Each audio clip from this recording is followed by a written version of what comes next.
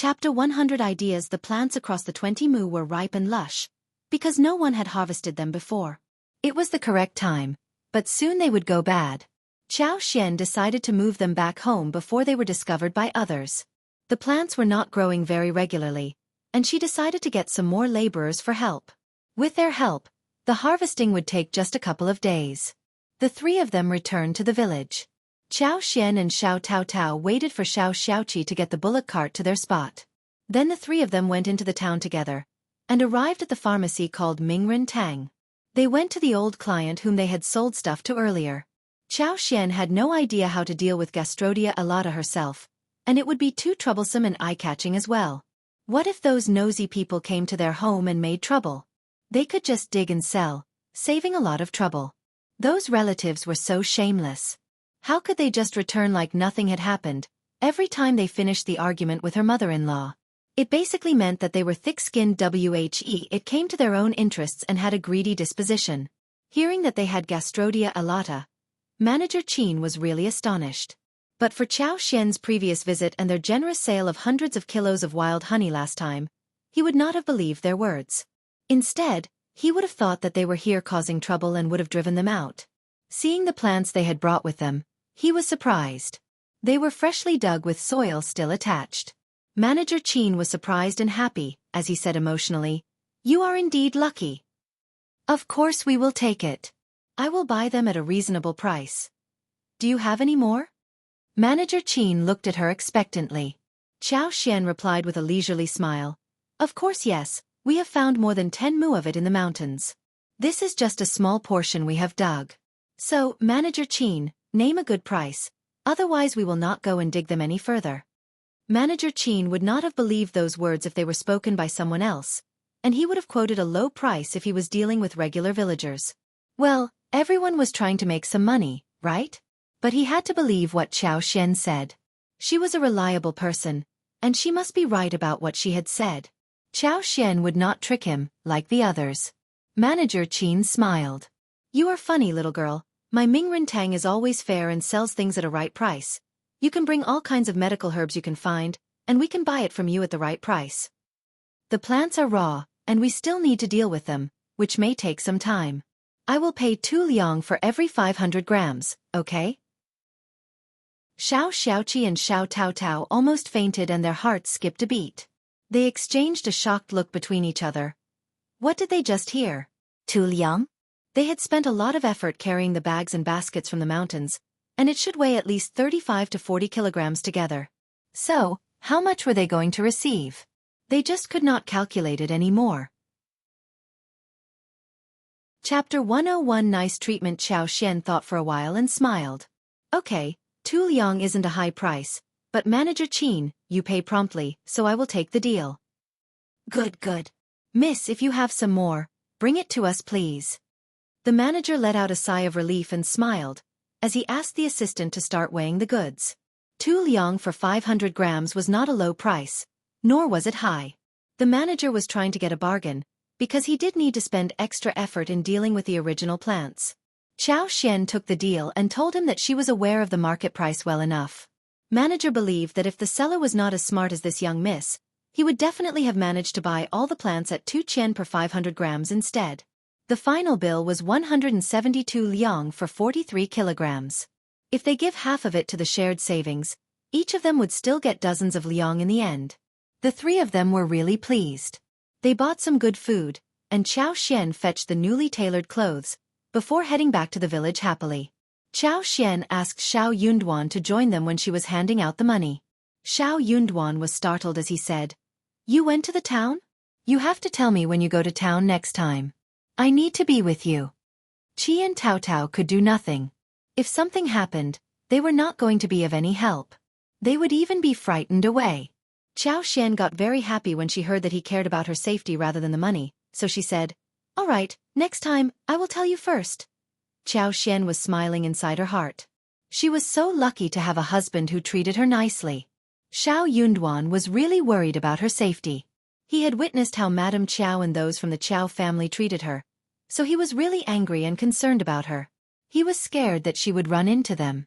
Those annoying servants were even worse than their masters.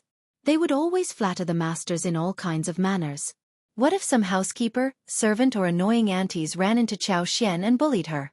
But seeing how Xianxia reacted, he suddenly became shy.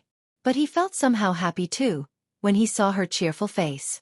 Xianxia, Xiao Yunduan, Xiao Taotao, Xiao Xiaoqi, Ms. Fong were dividing the money. Ms. Su did not notice the amount of money, as she was watching her children eating snacks and putting on new dresses. Ms. Fong and Xiao Yunduan were very surprised to see this much money. Xianxia took 2 notes, each of them was worth 50 liang, whilst the rest was 10 liang as well as some small changes.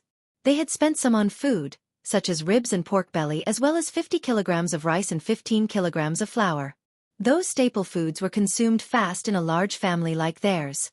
Ms. Fong patted her throbbing heart as she said in a shivering voice, "This much money was earned because you sold that plant?" "Yes, Mom." The 3 of them nodded with a smile. "Oh my!" Ms. Fong almost collapsed. "It is so much." "Mom, this is just a small part. We have seen more than 20 mu of the plant. We can dig some more tomorrow. We are going to earn much more than this." "Ms. Fong, let me digest it slowly." Xiao Yunduan helped Ms. Fong to sit down. "Mom," Ms. Qiao found the plant, "but I think that if she gives half of the earnings to the shared pool, it might be a bit too much. What do you think?" Chapter 102. No greed. Xiao Xiaoqi and Xiao Taotao nodded as well. That was exactly what they were thinking too. But for 5th sister-in-law, we would not have recognized the plant, nor would we have sold it for this much money. 5th sister-in-law should take the largest share. Yes. Xiao did not care much about it. She knew what her mother-in-law was like. She smiled. "It is fine, we have all worked hard. But Mom, you have to hide the money and never share it with anyone else." The others agreed as well. They believed that this was the most important thing above all. Ms. Fong took a deep breath. "Ms. Qiao, Duan, Qi and Taotao are right. You earned the money. You don't have to give so much to us. What about you giving 20 liang to me, and the rest can be yours?" 20 liang was already enough for them. Honestly, they could not save 20 liang even in an entire year in the past. Ms. Fong believed that she should cherish the windfall, rather than being greedy. Xianxia was able to earn this much money, because she was fortunate. The others should not be too greedy for her money, otherwise there would be misfortune along the way. Startled, Xianxia had not expected that her mother-in-law would be so generous. She said, Mom is right, just do as she says." Xiao Yunduan added. She could keep her earnings. Xiao Xiaoqi and Xiao Taotao had no objection to the proposal. Xianxia thought for a while and agreed with a smile. "Then I won't say no," Ms. Fong said with a smile. "You deserve it." Xiao Xiaoqi and Xiao Taotao did not do much and still got 20 liang respectively. Xianxia had more than 120 liang in savings right now. She stuffed 2 liang back to Ms. Fong. That was an extra benefit, which made Ms. Fong smile. Her daughter-in-law was quite understanding, and knew how to make money and respected her. She was the lucky star of the family. When they were done with money sharing, Xiao Miling and Xiao Xiaoji came, looking around. Xiao Xiaoqi immediately said, "We don't have any wild animals today, cousins." So, they could just stop looking. Xiao Miling smiled. "You borrowed a bullock cart to go to the town. What did you do there?" Xiao Xiaoji. "What did you buy?" Xiao Xian replied. "Why must we report what we have brought to you every time? It is none of your business." She left from there without speaking with them any more. Xiao Miling and her sister got so annoyed that they turned to look at Ms. Fong, who ignored them as well and went into the kitchen instead. They realized that their elder aunt-in-law would not defend them against her daughter-in-law. "Let's leave." The 2 of them dashed off. Soon the 2 elder women were at the door. Ms. Fong countered them and the 2 of them left in anger as well. Ms. Fong realized that they should not be indulged, even though her family was making money now. Xianxia cooked some more food for dinner. She made braised and sugar-coated ribs, and turned pork belly into braised meat whilst adding some chives with egg soup and eggplants and beans. Xianxia thought that her father-in-law would say something about this, but her father-in-law said nothing even after they finished the dinner. Xianxia was very surprised. Xiao Yunduan immediately clarified. "They owe you 2 liang. Dad doesn't dare to say anything right now. Xianxia struck her head. Ah, good. It was good that she had a substantial dowry. Chapter 103. No step backwards. She could do whatever she wanted. What Xianxia did not know was that when eldest uncle returned to the room, he had a long chat with Ms. Fong. Although he did not believe it firmly, he still insisted. They were just here on a visit. Why are you treating them as if they are thieves? It will make our name sound bad, and it will hurt us too. We are one family, Ms. Fong sneered. We are not one family. We are living separately. We all have sons, daughter-in-laws and grandchildren to support. What are they doing here?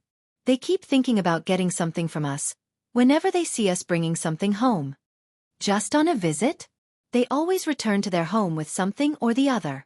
Chi is not yet married, but when he has a wife in the future, and they keep coming to us again and again, his wife is definitely going to be annoyed. No nephews are going to support their uncles and aunts. They can get something from us occasionally, but they come to us every time Chi goes up to the mountain. Bah! Miss Chow can buy whatever she wants.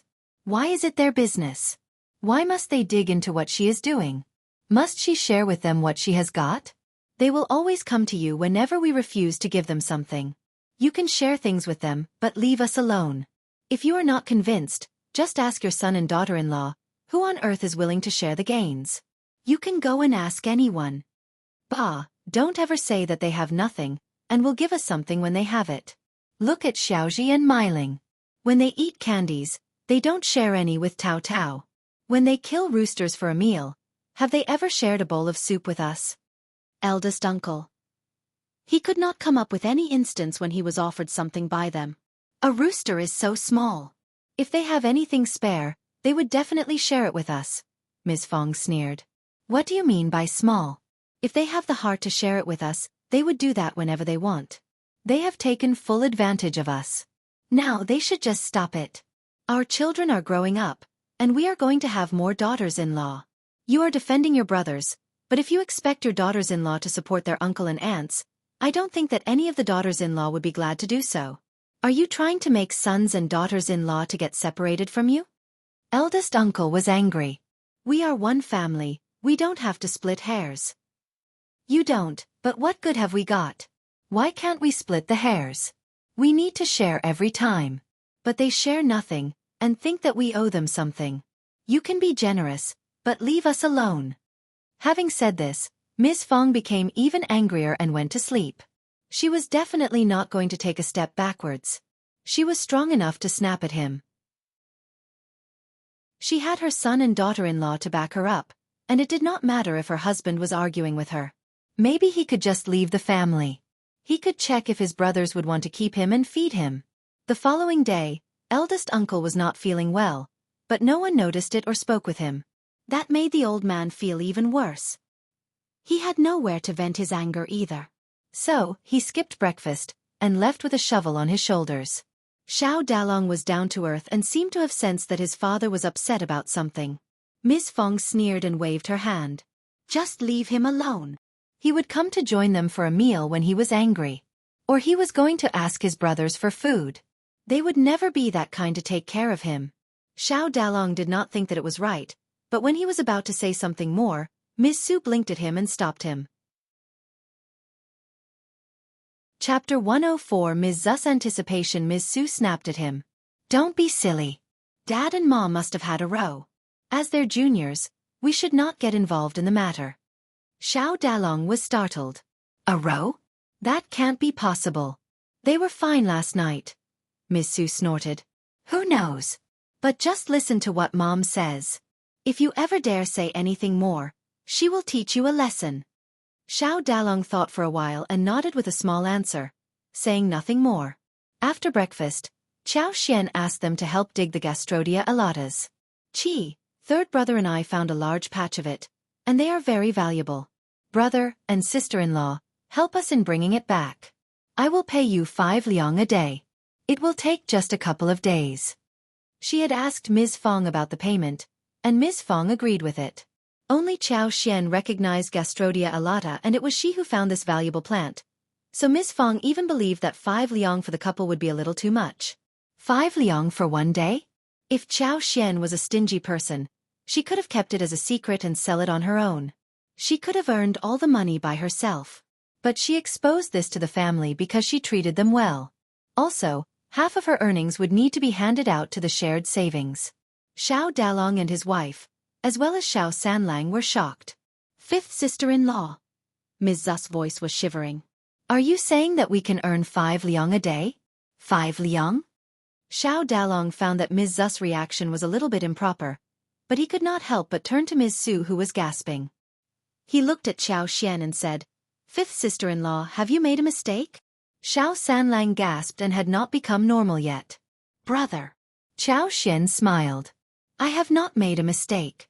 5 liang for 1 person per day, 10 liang for 2 days. But, please keep it a secret. I will absolutely keep it a secret. Fifth sister-in-law, let's go now. Ms. Su almost jumped in excitement. 10 liang for 2 days.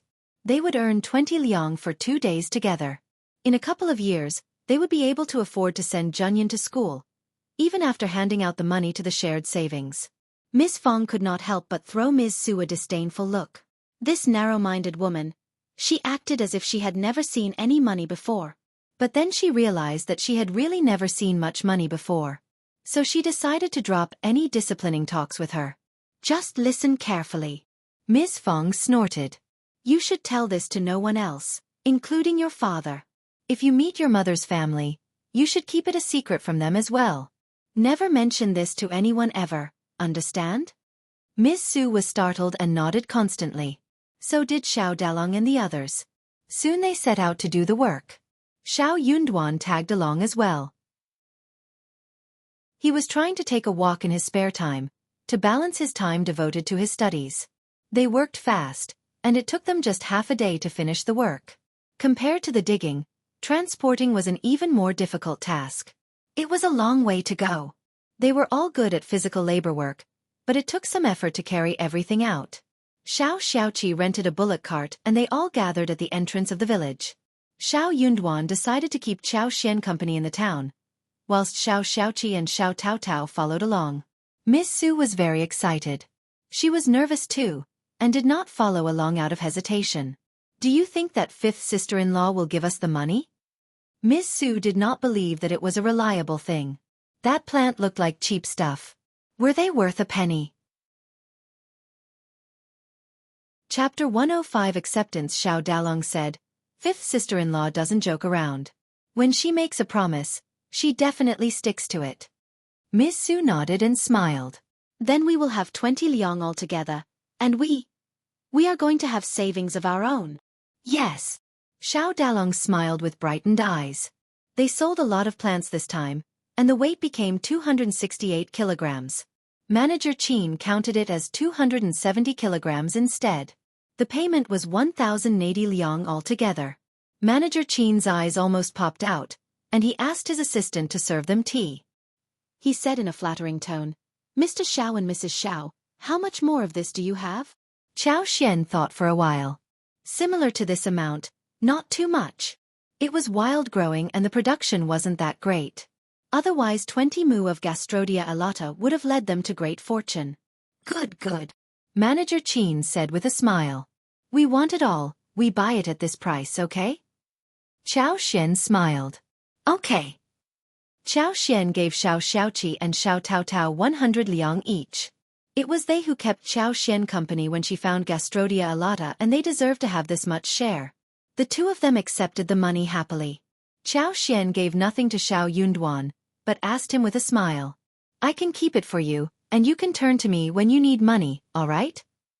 Xiao Yunduan suddenly thought of how his mother guarded the money at home, and how his sister-in-law watched out for the savings, so he wondered what she meant. But Xiao Yunduan cut off the suspicion and nodded. Okay. Xiao Xian chuckled and stuffed the money into her arms. Back at home, they started to divide the money. They gave Xiao Dalong, Mrs. Su and Xiao Sanlang 10 liang each, and they would receive 10 liang more the following day. Miss Su was so happy that her eyes sparkled. She thanked her constantly and wondered where she should keep the money. Xiao Sanlang was glad as well. He had the money. And he was going to sell more of this plant with his brother tomorrow as well.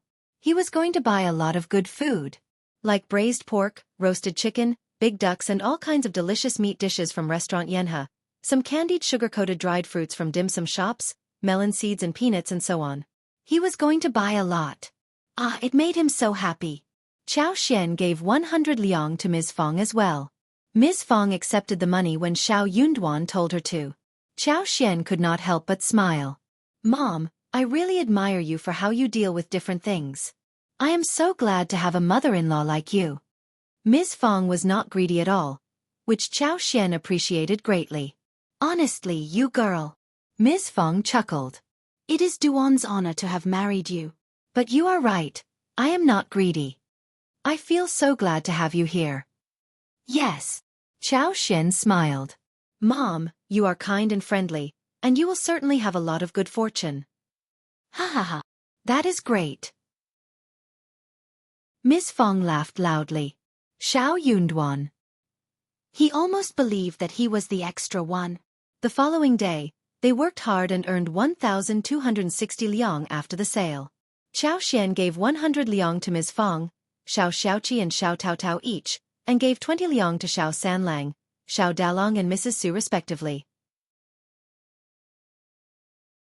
Chapter 106. Xiao Xian more satisfied. She had 900 liang left to herself. In this way, she had approximately 1,900 liang saved with her.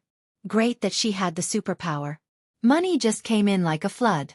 Otherwise she would not have been able to find those precious things in the mountains. After all, it wasn't easy to find those hidden treasures in the mountains, and that was why the villagers were all so poor. A day later, Xiao Xian planted 2 mu of Gastrodia elata. She had asked manager Qin to get 2 mu of Panax nodo ginseng and 2 mu of Taizi ginseng seeds for her. It would be better if he could get ginseng seeds or ginseng that was still alive. Manager Qin nodded and even signed a contract with her. He asked her to keep planting those things and they would buy all the plants, at a relatively reasonable price. Also, they were also going to return the money for the seeds to her. Well, if the plants did not grow, then she would have to bear the cost of the seeds. This was because the seeds for Panax nodo ginseng and Taizi ginseng were not cheap. Xiao Xian heard that Mingren Tang was operated by the Tang family in the capital, which was a medical family and received full respect. The grandpa, namely the master of the family, used to be the imperial doctor for the emperor. He was from a very noble and reputable family of medicine. They might not be the most prestigious one, yet they were at least one of the most prestigious ones. Due to the special social status, even the most prestigious families would not dare offend them, and sometimes the most prominent families would even want to do them a favor. After all, everyone needed doctors at some point. The richer a family was, the more scared they were of diseases. That was why Xiao Xian became even more satisfied. If she was able to continue her collaboration with the Tang family, then her original parents would not dare do anything to her either. The Tang family was a noble family and they had been running a medical business, which needed a stellar reputation. Due to her and Xiao Yunduan's social status, the Tang family would not do anything like stealing the techniques from her, like planting those herbs. Ms. Su was willing to help when they were planting Gastrodia elata. She was very envious of those 2 mu of Gastrodia elata. She could not help but let out an emotional sigh, standing with Xiao Dalong. This is a very valuable plant, and they are going to make even more money. What about us seeking these plants in the mountains too? If we find some ourselves, we are going to make a fortune as well. She knew that even if half of the earnings was given to the shared savings, it would still mean a great deal. Xiao Dalong was a down-to-earth man. He said to her, "They are not so easy to plant. We know nothing about it. Just drop it. We can't recognize those valuable things in the mountains, and it is dangerous out there. We have earned so much this time already." Miss Su pursed her lips. "It is never too much money for us. Also, we have earned 60 liang, but 30 liang are for the shared savings, and we only have 30 liang left. That is so little." Xiao Dalong turned a surprised look at her. 30 liang was not enough? Darling, don't overthink it. We are just ordinary farmers and we should not be greedy. All right, all right. Miss Su felt as if she were stricken down. She snorted. "Those are just thoughts. Look at what you are saying." Xiao Dalong scratched his head and tugged her sleeves. "I don't mean anything else, I just mean that we should learn to be satisfied. Look at what we have now, it is enough." Chapter 107 Recognition Ms. Su. This man was dull and dumb in head. Messages just did not get through. But he was slightly better than before. Who would complain about gaining so much money? The fifth sister-in-law could pay them this much money, probably because she herself had earned a lot. Well, she could not say anything about it, since she earned the money with her abilities. But if she could recognize what the plant was like, then she could go into the mountains and dig them herself. She could sell them and earn the money for her own pocket. The more Ms. Su thought about this, the more she wanted to do so. So the next day, she pretended to work in the land, but sneaked into the mountains instead. She was going to find Gastrodia elata. She had no knowledge of what it looked like, but when she was digging the plant, she bore the appearance in her mind. As long as she could run into the plant, she was going to recognize it. But Gastrodia elata was not easy to find. Without Xianxia's superpower, it could not be possibly found at all. Anxious, Ms. Su panicked. She kept going deep into the forest without any awareness. The path as well as the trees were getting so strange and the veins were flourishing, getting denser. But Ms. Su just did not notice the change. When she realized that something was wrong, she glanced about, as cold sweat dripped alongside her cheeks. Where was she? It was very quiet around, and trees were covering her head, as if there were numerous pairs of eyes hiding behind the woods, and a beast would come to lunge at her and eat her up. Suddenly, Ms. Su let out a scream, when she heard a weird sound of a bird chirping across the mountains. She tripped over and fell. She kept screaming and ran backwards despite the pain. Luckily, Ms. Su left some footprints on the path that was barely visited by anyone. She grew up in the countryside, and often worked in the mountains. So even though she went through the difficulty at the beginning, she managed to escape from the woods. When she came to the familiar place, Ms. Su collapsed as she panted, crying. She felt so regretful, though she had no idea what made her feel this way. But after this experience, she understood that she was not capable enough to do it herself. She could not make a fortune through this. Ms. Su felt very jealous and admired her fifth sister-in-law. No wonder her mother-in-law kept speaking highly of fifth sister-in-law and calling her a lucky star. True, she was indeed a lucky star. She had to admit that she was not destined to be as lucky. Well, she had some savings in hand, and even though they had separated from the big family, the family of four would definitely live a good life. Also, some of fifth sister-in-law's earnings would be given to the shared savings too, so when mother-in-law had enough money in her hand, the whole family would have a better life as well. Hence, she decided to leave the money-making job to her fifth sister-in-law. She was sure that fifth sister-in-law would not forget about her, whenever she was going to make a fortune. As she thought about this, Ms. Su felt slightly comforted. From that moment on, she dropped her strange thoughts. The whole family had no idea what Ms. Su had been through. Xianxia spent the following days at home, since she was really tired in the past few days of non-stop mountain visits. Xiao Tao Tao was making the shoe soles, and Xianxia helped her. There were no other entertainment things she could do, so she got really bored and decided to kill the time by doing some needlework. Chapter 108 Later in the afternoon, Xianxia spent some time on the flower field which was located at the entrance of the village. She had used her superpower to make the trees grow, and now, some already started to bloom. The 30 bee boxes were standing in 3 rows neatly, with numerous bees going in and out, buzzing around. Xianxia stopped in front of one gardenia tree that was taller than herself. She looked at the blossoms attached to the twigs, reached out for the trunk and poured in more superpower. Soon, one of the blossoms started to open itself, and gradually, while flowers covered the entire tree. The white, egg-sized flowers were blossoming in an enticing way, covering up the trees and giving off a wonderful scent. Xianxia picked several flowers and held them in her hands. Then she put in more superpower, trying to extract the oil from them. She rubbed the flowers, crushed the petals, and instilled her superpower gradually, extracting the water inside and then made it evaporate under the sunshine. It was a difficult process, because the superpower wasn't easily controlled. A small distraction might ruin the entire work. Soon, Xianxia honed her skill. The crushed petals soon turned brown, and Xianxia cast the petals all over the ground. She noticed the water drops at the tip of her finger, which was very small. The scent was very pure and strong. It was the smell of gardenias indeed. It must be the extracted oil from gardenias. Xianxia was overjoyed. It seemed that she was going to pay another visit to the town. Some tools needed to be made and jars had to be bought. She needed to have a large white porcelain bowl and pestle for pounding the medicine. The petals could not be pinched by hand. It was much easier to pound them in the bowl first, and then refine them later. She was going to buy some sealed bottles made of jadestone for the oil. She was not going to expand the 60 mu of flower field. It would be too obvious. She wasn't afraid of the villagers, but the madam at the mansion. She was going to do something bigger, when she grew stronger. But she was going to do something on the sly. She was going to buy good fields directly from the landowners in the town.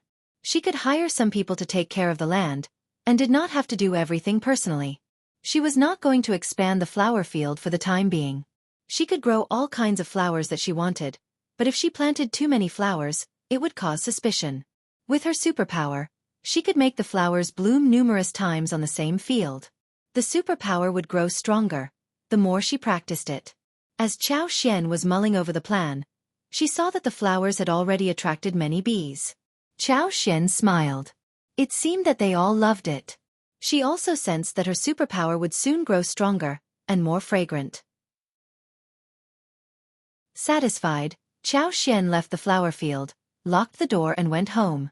She had just walked into the yard when she saw Xiao Xiaoqi, Xiao Taotao, Xiao Junyan and Xiao Qing feeding ducks and geese. Ms. Fong was watching and laughing, standing next to them. They dug some fish and shrimps from the bucket and cast them onto the ground. The ducks and geese were all jostling to get the food. They looked so cute and fresh, and the sight made Junyan and Xiao Qing really happy. Mom! Fifth sister-in-law. Here. Xianxia smiled after greeting them. Where did the ducks come from? Chapter 109. Fish and shrimp. Her mother-in-law used to think that raising ducks was a waste of food, and it was not worth the while. That was why Xianxia was very surprised to see 20 ducks appearing in the yard. Ms. Fong smiled. Your third brother went to town today, and I asked him to bring the ducks home. Then she pressed down her voice and chuckled with pride. Now we have food for ducks. When they grow bigger, you can just make them into dishes. We can all get a taste of it. Xianxia raised her eyebrows, but then nodded with a smile. That sounds good. I can make many dishes with duck. Mom, just wait to taste the dishes. Xiao Zioki's eyes sparkled. Fifth sister-in-law, what about me buying 2 more large ducks from town in a couple of days, when the market is on? Ms. Fong glared at him in amusement. You boy, since when did you pick up your third brother's bad habit? Everyone laughed. Xiao Xiaoqi chuckled in embarrassment, scooped a small shrimp from the bucket and cast it onto the ground. Xianxia was brought back to the scene. She said, You went to fetch fish and shrimps from the river? She leaned forward and saw many shrimps, big and small, as well as several fish in the bucket. They all looked like delicacies to her. Seeing them chuckling as they fed them to geese and ducks, Xianxia could not help but let out a sigh of concern.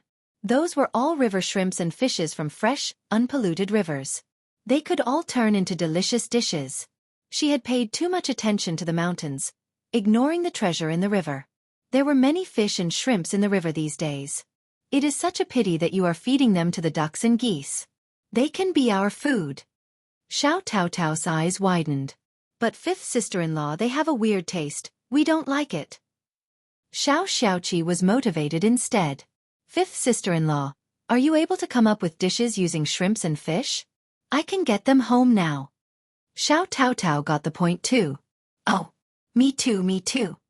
Fish and shrimps had a weird smell, and villagers did not want to put too much oil into making them, nor did they want to add much wine to drive away the taste.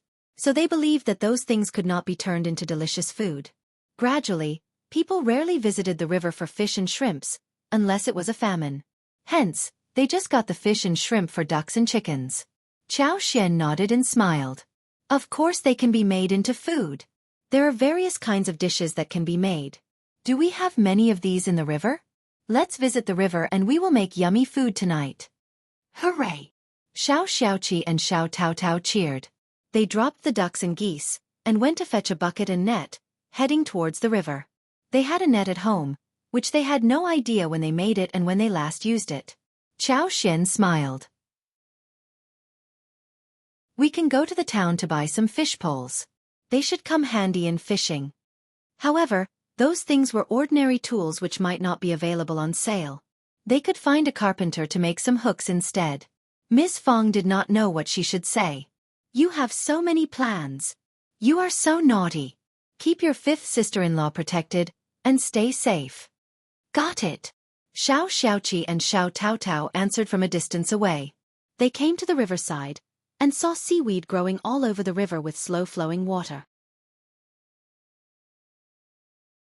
Chapter 110. Xiao Xian's interest. Xiaoqi took off his shoes, rolled up his trousers and tied them around his waist.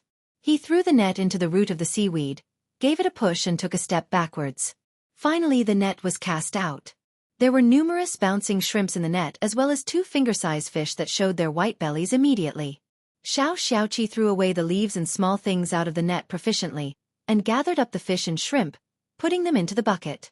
Soon after, Xiao Xian tried to explore the river with her superpower.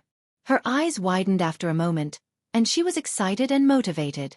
There were numerous shrimps, fish and crabs swimming in there. Xiao Xian could see all the fish and shrimps hidden in the seaweeds clearly. However, shrimps and fish were not like those plants in the mountains. They were water animals which were flexible and difficult to catch. Also, what Xiao Xian could see was invisible to Xiaoqi, so they had to make some effort and needed a bit of luck. Xiao Xian felt really sorry to see some large fish swimming away from the net. Let me try. Xiao Xian intended to go into the water, but Xiaoqi and Xiao Taotao turned her down directly. Xiao Xian knew that they were worried about her safety, so she had no choice but to drop the idea. Therefore she helped them, standing on the bank. They were very lucky to have so many wild, fresh fish and shrimps in this era, and with the guidance of Xiao Xian, they managed to catch some fish every now and then. There were already crucian carps the size of 4 fingers, a carp, 3 yellow peppers the size of 2 fingers and several small trash fish the size of 2 or 3 fingers in the bucket. Xiao Xian also made a few attempts, whenever it was within her abilities. However, she could not catch big fish each time from where she stood. So after a while, she only managed to catch 2 large fish. Suddenly, she saw an old turtle that was bigger than her palm, hidden in a crevice under the water. Xiao Xian was overjoyed, and hurriedly booed to remind Xiaoqi and pointed it to him. Xiaoqi nodded and tiptoed there. He bent his back and quickly got the turtle in his hands. What a large turtle! The turtle was fun. Children from the village would always catch one when they were playing or swimming in the river during summer. They often brought it home as a pet, but gradually, the pet would be gone. Xiao Xian asked him to put it into the bucket, smiling. It is really good for soup. Seeing the harvest in the bucket, Xiao Xian smiled. Time to go home. We have enough to eat today, and can come any time we want for more. There were innumerable fish and shrimps in the river. Xiaoqi and Xiao Taotao nodded. Xiaoqi went back to the bank and the 3 of them went home together. They worked on the shrimps and fish, and left the remaining in the vat for the time being.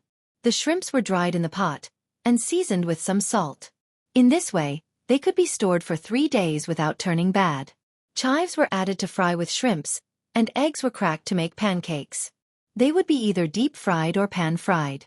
The internal organs of the small fish were removed, wrapped in flour batter, and fried in a pan. It was crispy and delicious. There were still pickles at home, which could be used for dinner at night.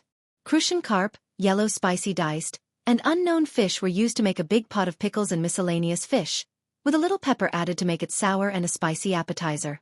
Xiao Xian served the fried fish on the plate for Xiaoqi. The fish were small finger-sized, and the bones were already fried. They could be chewed and crushed easily, so even Xiao Junyan and Xiao Qing could eat them. Chapter 111. Rich. The dish of deep-fried fish was eaten up by the 4 of them quickly. Miss Fong tried it and smiled. Miss Chow, you know everything. The fish tastes great. Then she added another sentence. Well, you used a lot of oil, right? Xiao Xian smiled. Yes, deep-fried things are delicious, and I can try some more dishes like these in the future. Okay. Miss Fong smiled. She had plenty of money now, and they could use as much oil as they wanted to. It was fine. Apart from the money Xiao Xian contributed towards the shared savings, Xiao Dalong, Ms. Su and Xiao Taotao had also offered some money to her. Ms. Fong had almost lost track of the amount, and she felt really confident at the moment. Of course, she was not taking any money from her children for herself. She was actually saving it for their future use. Xiao Sanlang came home too, when Xiao Xian was making dinner. Xiao Sanlang had gone to the town to buy food. With money in his hands, he was really drooling, thinking about the dish. He only got time today, since he was helping Xiao Xian plant the day before. Xiao Sanlang was also very confident, with money in his hands. He went to the town-famous restaurant Jianghu, and bought braised chickens, fish, deep-fried meat and steamed ducks. Xiao Sanlang was very satisfied by the delicious dishes.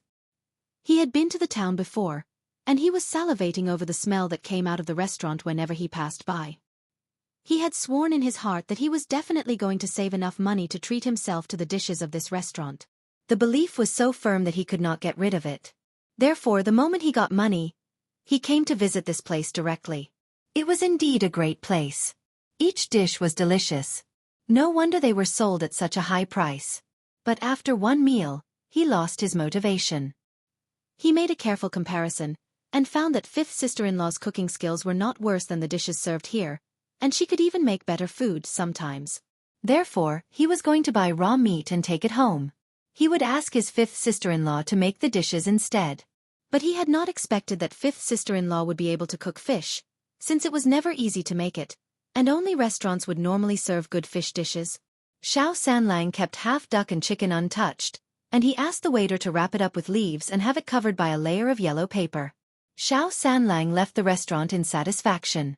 He bought 2 more roast chickens, 5 or 6 kinds of snacks from the Lanhua dim sum shop, and bought melon seeds, peanuts, preserved apricots, dried jujubes, preserved peaches, dried plums and other snacks at the Guoji roasted goods shop. It was a big bag full of stuff, before he went to buy the ducks. Xiao Sanlang did not let his mother know about how much food he had bought.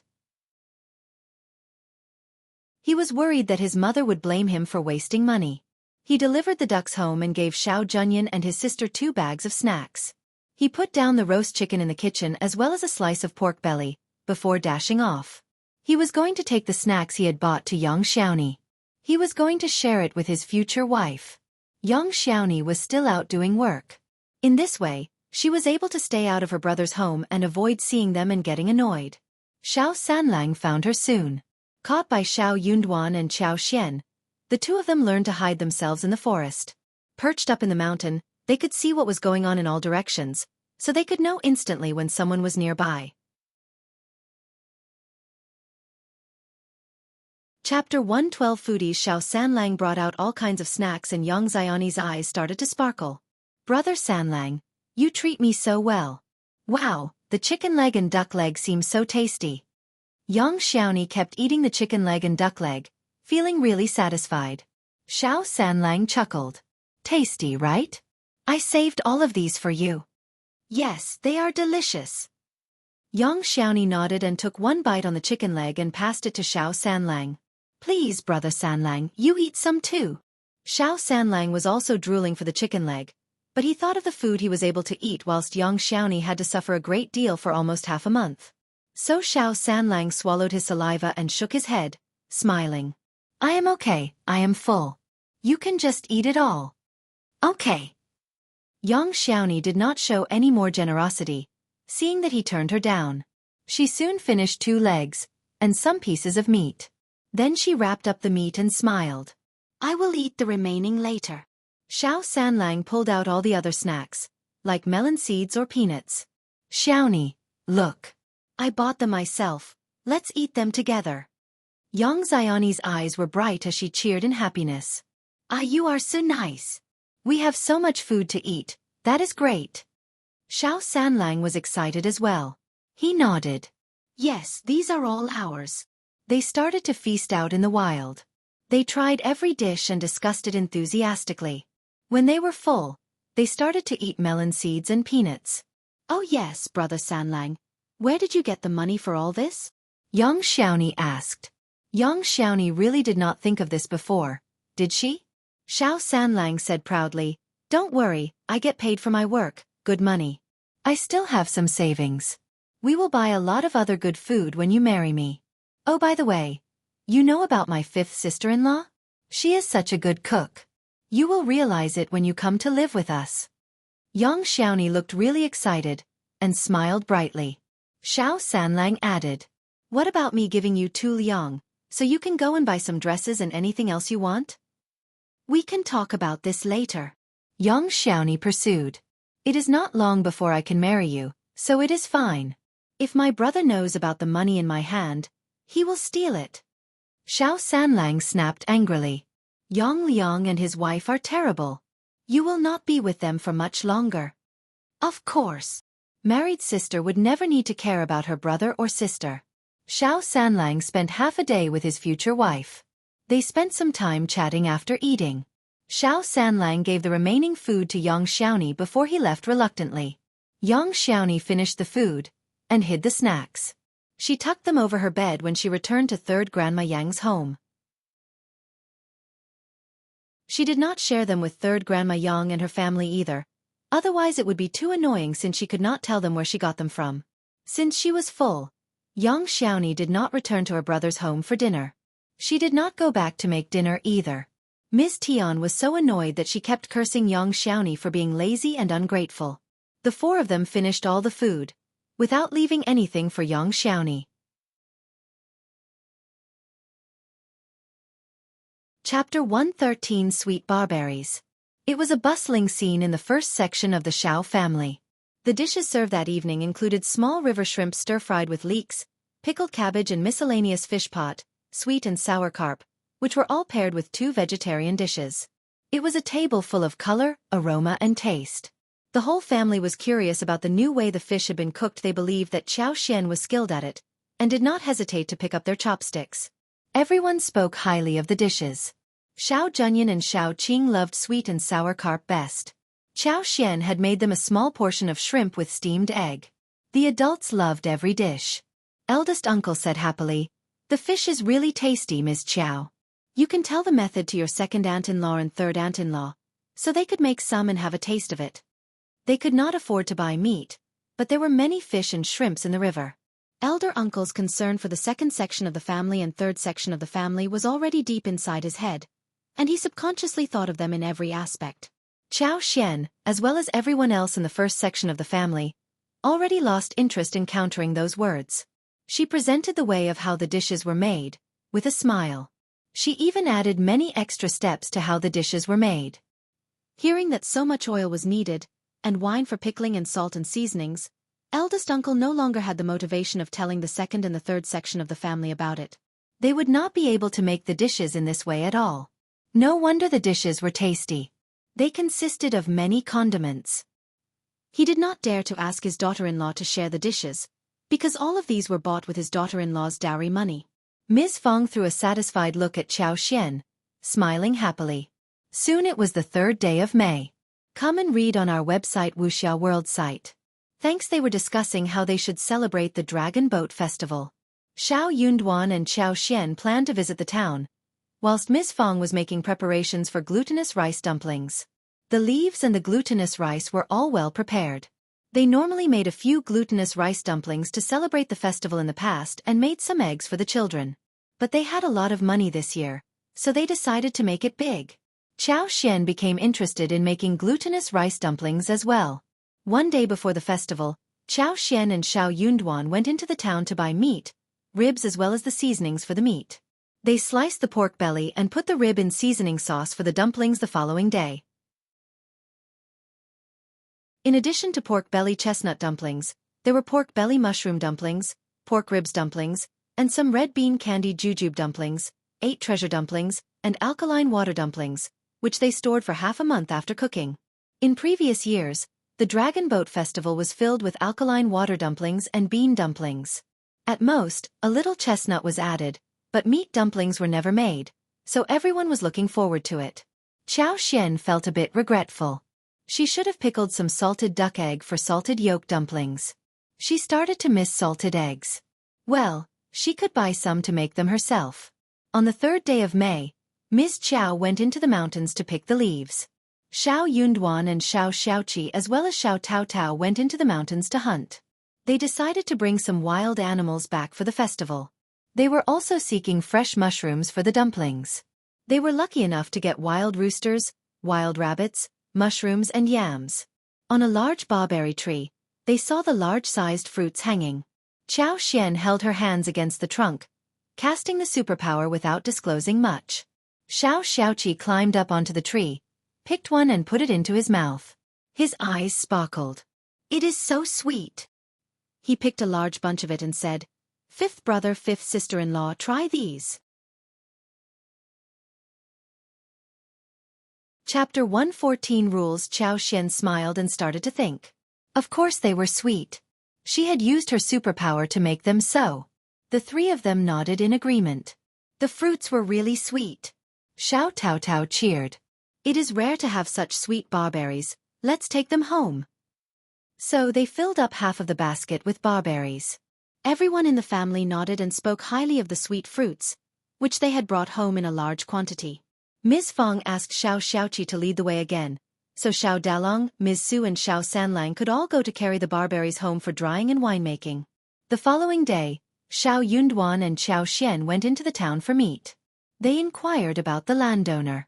They visited the landowner and decided to buy some land from him. Xiao Xian did not want to buy sporadic fields. She expected to buy patches and lots of fields. She could buy good fields as well as dry fields close to the water fields too. "I will come to the town 3 times a month. Remember to select the fields for me. I will pay well." The landowner agreed but added a caveat. "I can't find one very fast. We have to wait." Xiao Xian was aware of this too and nodded. Honestly, no households would sell water fields easily these days, because water fields were the source of their food, water and earnings. Only those who splurged or had no other way out would sell their water fields. Once water fields were sold, not everyone was able to buy them. There were rules inside.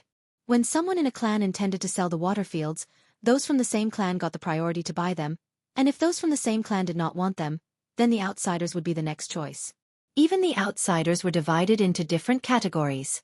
For example, if someone from the Xiao family wanted to sell fields, and no one from the Xiao family wanted to buy them, then it would be the Ding family who had the right next. If the Ding family did not want to buy them, then the other families from the village were allowed to buy them. When no one from the above-mentioned families wanted to buy them, then it would be the other villagers' turn. Also, cultivated talent and advanced scholar would have the rights to buy the fields first, before the remaining ones could do so. Come and read on our website Wuxia World site. Thanks to sum it up, it was a long queue. Therefore, if Xiao Xian wanted to buy good fields from other villages, then she needed to have, to put it simply, good luck.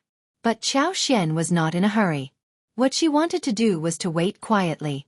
She wanted the fields, not for the income, but for her fundamental competence and capital. She wanted to have control over more resources. When this conversation was done, Xiao Xian went to fetch some stuff from the craftsman, such as essences and other things. The molds and tubes for lipsticks were already made, including 12 sets of molds and 600 tubes. She paid the remaining amount and took them home, whilst booking another batch of tubes. When she was done with shopping, the two of them returned to the village. The moment they arrived home, Xiao Tao, who was taking care of the babies at home, told them that Ms. Feng and Ms. Su as well as Xiao Dalong went to Widow Sun's home due to some trouble. Startled, they hurried there. There were many people gathered at Widow Sun's door, which was noisy and messy. Ms. Fang's cursing sound as well as Widow Sun's sneer could be heard from a distance away. Then came Widow Sun's loud scream. "How dare you!" The two women must have gotten into a fight. Both of them were startled. As the couple arrived, Widow Sun was under Ms. Feng, being beaten and crying loudly. Ms. Su was really surprised as she stood next to them. Widow Sun's daughter Ding Qingqing went up to help Widow Sun, but Ms. Feng, who was really furious, started to beat the daughter as well. The mother and daughter were in a disadvantageous position. Chapter 115A Fight. Xiao Dalong and Xiao Xiaoqi intended to separate them, but they were scared. Widow Sun wasn't a gentle woman. What if the touched Widow Sun? Things would get complicated. The most troublesome was Ding Qingqing, who was a girl and should not be touched randomly. They were panicking. Xiao Xian screamed, "Mom!" Then she went up, took hold of Ding Qingqing's wrist, who was about to scratch Ms. Fang's face. She dragged her away as she turned to Ms. Su. "Help us, sister-in-law." She was not a strong woman, while Ding Qingqing was quite strong. She wasn't able to drag her away alone. Only now did Ms. Su bring back to herself. She went up and helped. Both of them dragged away Ding Qingqing, who was screaming and shouting. When Ding Qingqing was dragged away, Ms. Fong slapped Widow Sun's face 2 times. Xiao Yunduan and his brother helped Ms. Fong stand up on her feet. Mom, what is going on? Widow Sun decided not to get up. She remained on the ground, crying and cursing. They are such shameless people. They are bullying a widow like me. I want to die, I want to die. She was already in bad shape, with unkempt hair and red prints on her face and neck. Tears were running down her cheeks, whilst her nose was runny. She looked horrible. Ms. Fong spat and cursed. You shameless bitch. How dare you spread rumors about me? You are a widow, so what? How dare you cry when you spread rumors around? You are the shameless one. Come and read on our website Wuxia World site. Thanks. Ms. Fong started to tell the story in anger. It was a long tale. The first section of the Xiao family had brought many mushrooms home, and the villagers, who saw that they had no problem eating mushrooms from the mountains, also went to the mountains to fetch mushrooms. They got some from the Xiao family first and decided to find the right ones. Ms. Fong gave them generously to those who came to the door. But there were so many mushrooms in the mountains, and they were open to everyone in the village. They could never get enough of them. Even the second section of the family and the third section of the family went to find some mushrooms. But they did not want to put much seasoning inside the food, so they did not think they were tasty, thus dropping the idea. They even laughed at the first section of the family for eating horrible things like these. However, all went well until some family got poisoned by the mushrooms from the mountains. Luckily, it wasn't highly poisonous, and they didn't eat too much. The family had abdominal pain, vomiting, and bile came out. After tossing all night, they drank a few large bowls of mung bean soup before getting better. After that, the villagers were too frightened to find mushrooms or try new things. However, Widow Sun kept spreading rumors around the village, saying that it was the first section of the Xiao family who set them up. But for her mushrooms, no one would have got poisoned. So the Xiao family should take responsibility. There had already been many people who were jealous of the Xiao family, and they believed that what Widow Sun said was true. So, they started to complain about the Xiao family. It was true, but for them, no one would have eaten the mushrooms in the mountains. Therefore it was their fault. The affected family also wanted to get some compensation from the Xiao family. Chapter 116. Reason they had a rich daughter-in-law, didn't they? They must be having a lot of money. That was how those terrible rumors went about. They had not dared to spread the rumor at the beginning, but Ms. Niu and Ms. Ma joined the group, which emboldened them. When Ms. Niu and Ms. Ma failed to take advantage of the first section of the family, they found that Ms. Fong had found her supporter, namely her daughter-in-law. Ms. Niu and Ms. Ma were very annoyed. With this opportunity in hand, they started to make a big noise. They were not defending the Xiao family at all. Therefore, when the villagers found that the 2 women from the Xiao family were spreading rumors, the others started to spread even worse and wilder rumors. Ms. Fang's friends passed on the message to Ms. Fong. Ms. Fong was so annoyed. So, she went about in the village and cursed at anyone who said those things to her. After all, she had to catch them right on the spot. She could not just let the rumor spread. Otherwise, it would be her family which would look bad. Come and read on our website Wuxia World site. Thanks. Right then, she happened to catch Widow Sun, who was the main culprit behind the rumor. Ms. Fong and Widow Sun had never liked each other, and at this moment, she was taking revenge for all the past doings. Ms. Fong gave Widow Sun, who was in the middle of making a false claim, a push, and then they started to shout at each other and fight. Ms. Fong glanced about and shouted at Widow Sunday, "Are you so stupid? There are many poisonous mushrooms in the mountains, and everyone knows that. We pick mushrooms for ourselves. Who has the say to stop us? No one has set the rules for picking mushrooms in the mountains. It has nothing to do with our family whether others want to get them or not. It's not that people in our family are forcing someone to go up the mountain to harvest. Miss Sun, you slanted mouth, slanted eyes, black heart and liver, a bad stomach woman. Why did you say that Ding Dania's family got into trouble because of us? Should our family be responsible for compensation? If you don't tell me a reason today, I will tear your stinky mouth apart." Only now did Xiao Yunduan and Xiao Xian understand what was going on. How ridiculous. Xiao Yunduan said coldly. Mom, don't worry, everyone with a wise head would understand what is going on. They won't find the ridiculous thing worth the while. Xiao Xian laughed and said in a mocking tone, Auntie Sun, it is your fault. You are trying to cause trouble between our family and Ding Dainyu. We never offended you before, did we? We eat mushrooms, wild plants and fish and shrimps. We can eat whatever we want. No one can dictate what to do to us, right? We are all adults and we are not stupid, we know what the reason is. You are so silly to have caused the conflict between us. All the villagers nodded. Some felt guilty and anxious. Some were reasonable. True. The matter has nothing to do with the Xiao family. True, they never forced you to eat the mushrooms. Ms. Feng sneered. Do you think that she had a brain? If she did, she wouldn't have done something like this. You bitch, stop pretending to be dead. Speak now, speak. Here is the stage for you. Chapter 117 Louder cries. How dare you call me a bully? I can scold you and hit you as much as I want. You have no right to complain about others when you are being a bitch. Ms. Feng glared at Widow Sun, and intended to kick her. Widow Sun was also good at being rude. But she had no way out when she ran into someone like Ms. Feng. She was worried about the strength of the Xiao family, and Ms. Feng even had a cultivated talent as a son and county magistrate's daughter as the daughter-in-law, so she did not dare to say a thing but started to sob. Disdainfully, Ms. Feng said, Shame on you. You think people would find you pitiful and feel sorry for you because you are crying? Widow Sun cried even more loudly.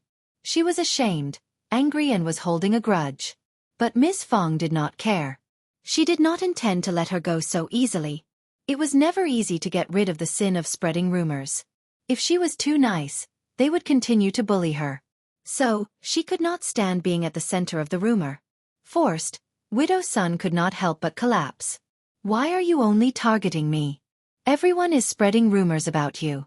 Why do you cling to me? Xiao Xian laughed. How stupid could this woman be? She had just betrayed her accomplices. She added, But my mother-in-law only heard the rumor from you, so it is your fault. You are still trying to cause conflicts between us and everyone else. You must not spread any more rumors, for the sake of morality. All the villagers agreed and started to complain about Widow Sunday. True. She spreads rumors about everyone. How immoral. Come and read on our website Wuxia World site. Thanks, bad woman. Don't talk nonsense when you have no evidence. Widow Sun was so angry at the moment. Ms. Feng goaded her with a sly smile. True. Otherwise, you can just tell me who is spreading the rumor. Widow Sun did not dare to spill any names, in case she offended others. She even regretted having shouted that out loud a while ago. She was feeling so messy inside her head. As she was just in the middle of the mess, Xiao Xian forced her. No telling? Then you are the one creating rumors about everyone. I never knew there was anyone like this in our village. Annoyed, Widow Sun screamed. It is Ms. Niu and Ms. Ma who did it. They did it, yes they did it. What? Ms. Feng was startled, so was everyone else. It is Ms. Niu and Ms. Ma. Widow Sun sneered as she calmed down. She had just revealed Ms. Fang's sisters-in-law to see what could Ms. Feng do about it now.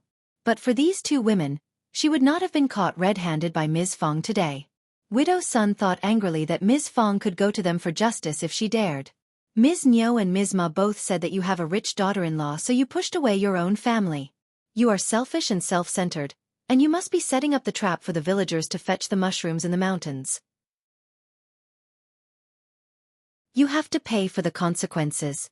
They even said that the first section of the family look kind, but they are actually very greedy. They try to rob their daughter-in-law's dowry, whilst the daughter-in-law is a stupid woman who has been tricked but still treats you well. How funny. Chapter 118 Ms. Niu and Ms. Ma Widow Sun decided to spill everything in one go, be it real or false. You goddamn bitch. Ms. Feng was about to beat Widow Sun out of anger. Before she finished her words, Ding Qingqing screamed as she held Widow Sun in her arms. Mom!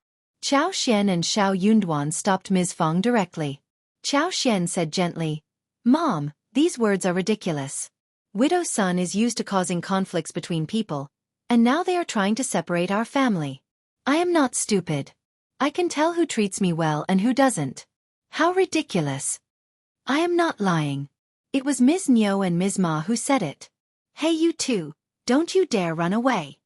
Widow's son screamed at the top of her voice, as she saw Ms. Nyo and Ms. Ma among the crowd. The crowd turned to the direction she was pointing towards.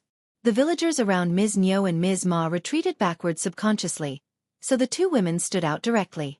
You two. Ms. Fong glared at them too, looking really furious. With teeth clenched, she asked word by word.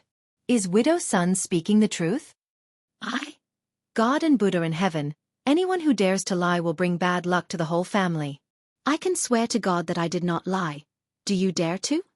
Widow's son, who had successfully switched the conflict, decided to put all the blame to the two women.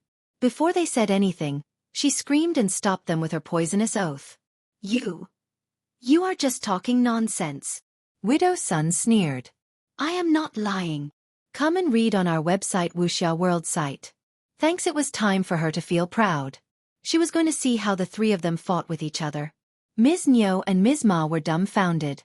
They could definitely counter her, but Widow's son's vow was too fierce for them to cook up any lies. Actually, Ms. Fong knew that the two sisters-in-law of hers were spreading rumors, except the one about dowry. These two sisters-in-law of hers dared to say everything. They were so used to taking advantage of the first section of the family that they got angry when they found that they were no longer able to take advantage of them. It was as if the first section of the family owed them something big. That was why they vented their anger in this manner. It was so humiliating when they spat out the family affairs to the whole village. But she had no other way out, now when Widow's son put it out in front of everyone. You are really nice, aren't you? Ms. Fong sneered. Ms. Nyo explained. This is what the villagers say. I was just making some comments. Also, but for you, why would anyone go and pick the mushrooms? It is your fault. Did I force you to pick the mushrooms? Ms. Nyo snorted. If you hadn't picked the mushrooms, no one else would have done the same. Xianxia chuckled. We aren't stupid, are we? Don't we have the ability to choose what to do and what not to do? Are you all going to follow our steps? Miss Chow is right. I address you as my sister-in-law and we have always offered so much help to your family. But you are making complaints behind our backs. That is so hurtful. Henceforth, we are not just separate sections of the family. We will live separately too. Don't come to our door whenever you feel like it from now onwards. Ms. Nyo and Ms. Ma looked timid, unconvinced, yet they did not dare to utter a sound. Chapter 119. Daughter-in-law. There was no need to conceal anything, when the affair was already revealed to the whole village. Ms. Fong added, You think that I am coaxing my daughter-in-law for her dowry? Have you personally witnessed that? Ms. Nyo and Ms. Ma became even more furious. Ms. Ma said, After Ms. Chow becomes part of your family, you always have new clothes to wear, meat to eat, and wagons full of stuff. They are all bought by Ms. Chow. That is true. Chao Xian smiled. I can do whatever I want with my dowry. Mom treats me well, and I love to buy those for her. So what? If you don't feel that is fair, you can get a good daughter-in-law for yourself as well. Everyone started to laugh. After that, everyone felt jealous as well. Miss Fong was so lucky as to get a daughter-in-law like that. She was the ideal one. Xiao Yunduan could not help but turn to Chao Xian. Excitement arose in his eyes, and he could not help but feel gentle towards this woman next to him. You! Ms. Ma almost wanted to spill blood out of anger. You ungrateful girl. I am doing this for your sake. You have been tricked. Just see what will happen when you lose all your dowry. That is not your business anymore. Chao Xian smiled. I can earn money when I run out of my dowry. Moreover, I have my husband with me, right? Startled, Ms. Ma suddenly realized that Xiao Yunduan had already become a cultivated talent. He had a promising future ahead. Come and read on our website Wuxia World site. Thanks, no, that was not possible. Xiao Yunduan must have had dumb luck to have become a cultivated talent. It was because Lu Lang had gotten sick and he took his position. He was definitely not going to have a promising future. Lu Lang had said that Xiao Yunduan was never good at studies, and the teacher never spoke highly of him. It must have been the ancestral blessings that helped him obtain this position, and he was never going to make it to the next level. Ms. Ma could not help but say angrily, when she thought of how her son had not even made any progress in studies. You can never know what is going to happen in the future, maybe. Despite what she was thinking, she did not dare say anything bad about Xiao Yunduan, in case Ms. Feng tore her apart and their elder brother would also give up helping them either.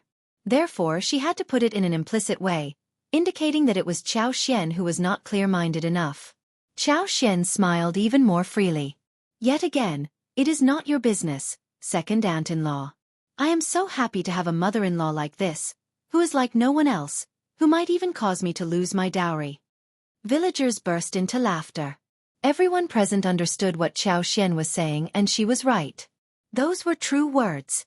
You! Ms. Mang got so annoyed. Ms. Feng was no longer as angry as before, when she heard what Qiao Xian said. She felt proud to have a daughter-in-law like this, who was helping them make a fortune and even managed to keep peace in the family. Suddenly, Ms. Feng did not feel like going any further with Ms. Niu or Ms. Ma. They were just jealous of her. The more jealous they were, the better life they would live. That was the biggest revenge she could take on them. She was going to make them even angrier. Good girl, I know you are the best. You are our lucky star, and you have brought a great fortune to our family. You will get better and better. These jealous ones can wait and see, right?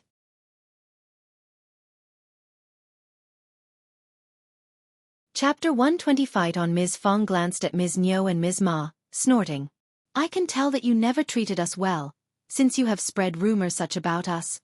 In that case, we will not hang out so often. How shameless you are to have paid this kind of respect to us.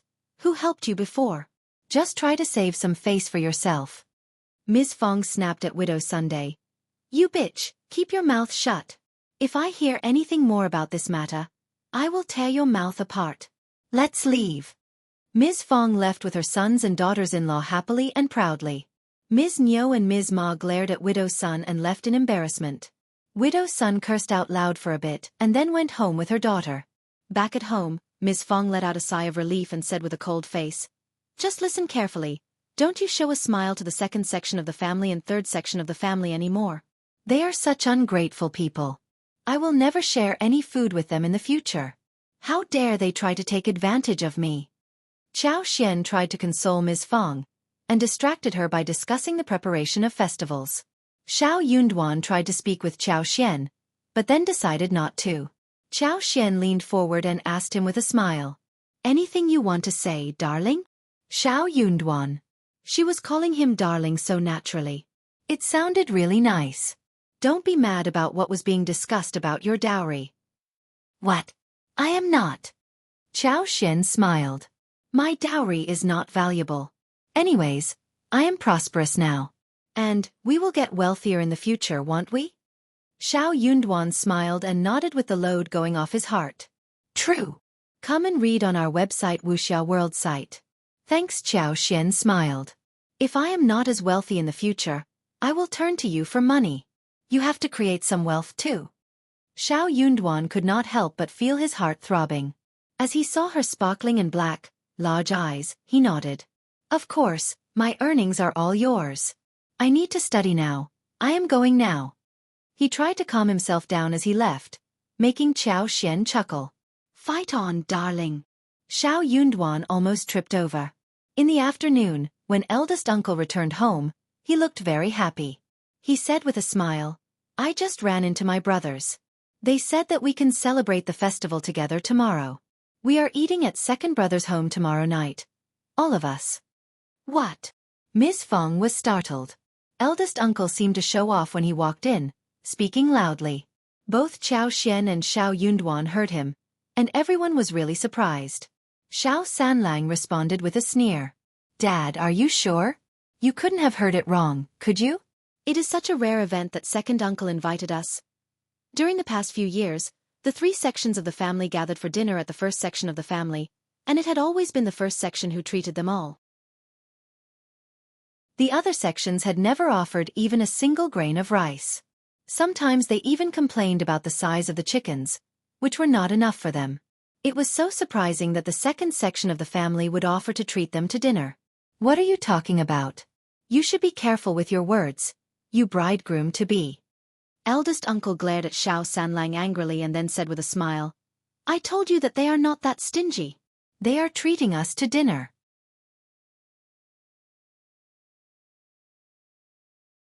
Chapter 121 Bad People, Ms. Fong. He is really treating us to dinner, and he also said that we can just go there without bringing anything over. They are so kind. Don't say anything bad about them anymore, okay? Eldest uncle was so emotional when he spoke. This was exactly what he had been looking forward to. The whole family was in harmony and no one was taking advantage of each other. It was so nice. Xiao Xian and Xiao Yunduan exchanged a look and understood why the second section of the family was suddenly asking them to eat dinner together. Xiao Xian pursed her lips and whispered, I am not going. It is really dangerous. Xiao Yunduan said, Don't worry, Mom won't. Before Xiao Yunduan finished his words, Ms. Fong snorted and said harshly, You can go there if you want to. Ask your children if they want to. I am not going though. I don't want to die there. What are you talking about? Eldest uncle was surprised. He was so disappointed and felt as if cold water had been poured over his head. He shared this good news as soon as he walked in. He was in a hurry to highlight that his brothers were actually nice. He had not expected that Ms. Fong would react like this. You must go. You said that they were stingy, but now you don't want to go when they are inviting us to dinner. You are such a piece of work. Eldest uncle was really displeased. Dad, you don't know what happened today? I guess that is why second uncle wants to treat us to dinner. We better not go there, said Xiao Yunduan. Eldest uncle was surprised. What happened? Ms. Fong sneered and narrated the whole story. She had intended to tell eldest uncle about what happened today, irrespective of whether there was any invitation for dinner. She had gone through the story numerous times in her heart, so she finished the tale smoothly and fast. Eldest uncle. He was totally dumbfounded. He felt that the head was buzzing. Before he was able to think about it, he spilled out.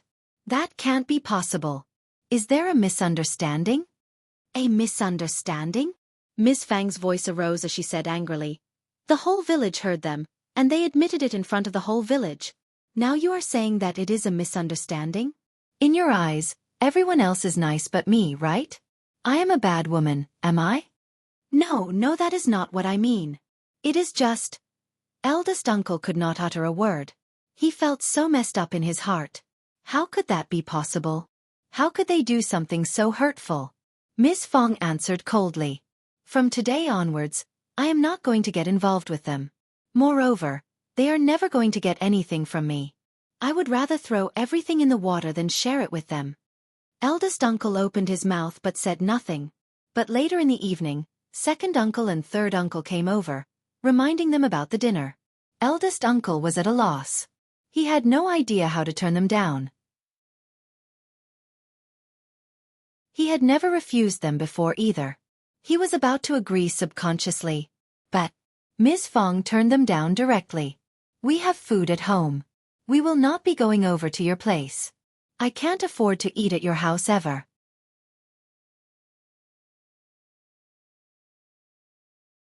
Chapter 122 Elder sister-in-law second uncle was not so confident anymore. He smiled and coaxed her. What are you talking about, elder sister-in-law? We are a family. We live separately. Ms. Fong sneered. No one in our family is like this. Countered by Ms. Fong, second uncle could not hold the pleasant expression anymore. He snapped angrily. Elder sister-in-law, what are you talking about? We all make mistakes. Ms. Niu has learned from her mistake and she is going to correct herself in the future. We are expressing our regret through dinner tomorrow night. You can't just ignore our sincerity. True. Third uncle added. Ms. Ma is apologetic about her mistake as well. She is not going to make the same mistake ever again.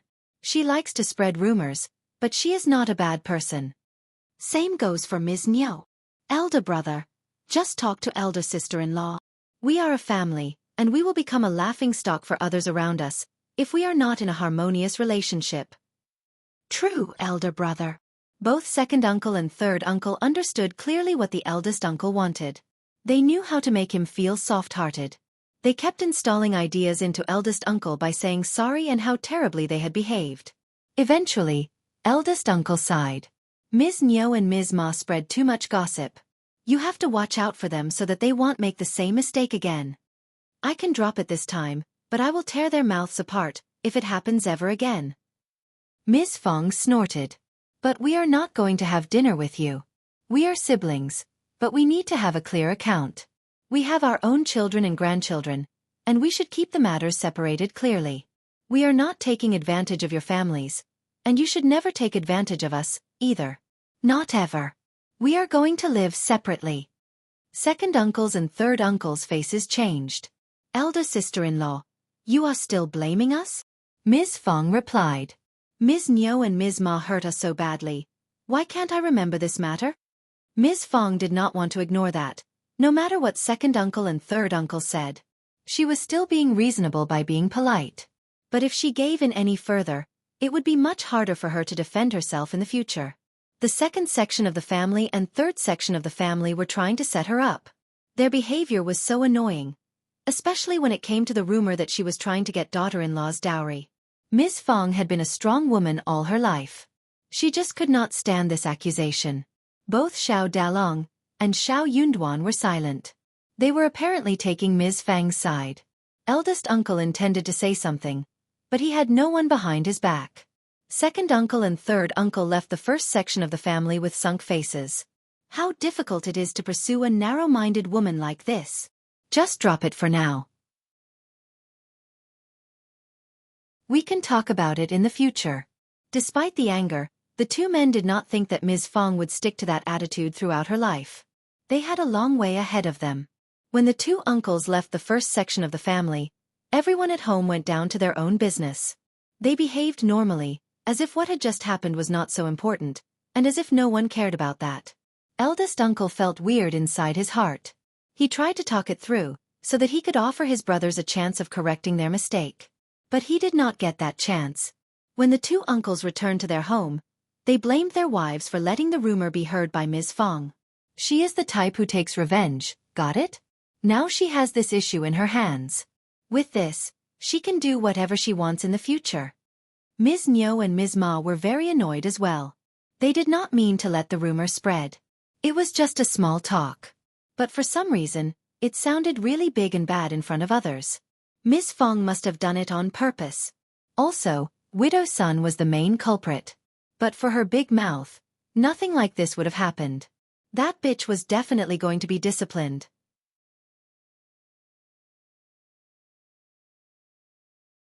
Chapter 123. Shameless. On other hand, when Ding Qingqing and Widow Sun rushed home, they hugged each other and cried loudly. Widow Sun was so annoyed. She kept cursing behind the door, whilst Ding Qingqing continued to cry. The mother and daughter were living alone, so they felt isolated, in fights and arguments. Mom, just don't get involved with those women who gossip. Ding Qingqing suggested. She felt so ashamed about what happened to them today. But Widow Sun, who was feeling annoyed, got further angry when hearing what Ding Qingqing said. She gave Ding Qingqing a poke on the head. You are terrible as a daughter. I am doing all this for you. Otherwise, what am I doing in this broken village? Ding Qingqing got so upset that she shed tears. She just could not understand why this was for her sake. Widow Sun could not stop when she started to curse. You must be dreaming about Xiao Yunduan, aren't you? He is already married, so what are you fantasizing about him for? He is a cultivated talent, but he is never going to make it further than that. Ding Qingqing could not help but cry harder. No! You know that he is already married. What more can I do? You look down at cultivated talent, but who can be better than him? Ding Qingqing sobbed and went into the room, shutting the door behind. She really liked Xiao Yunduan. She had liked him since she was little.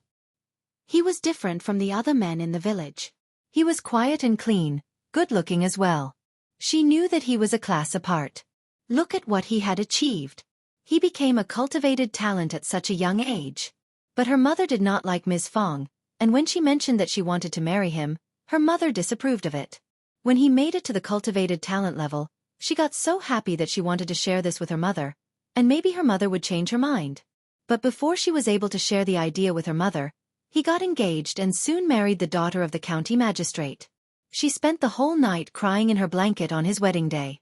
She had no hope to be with him any more.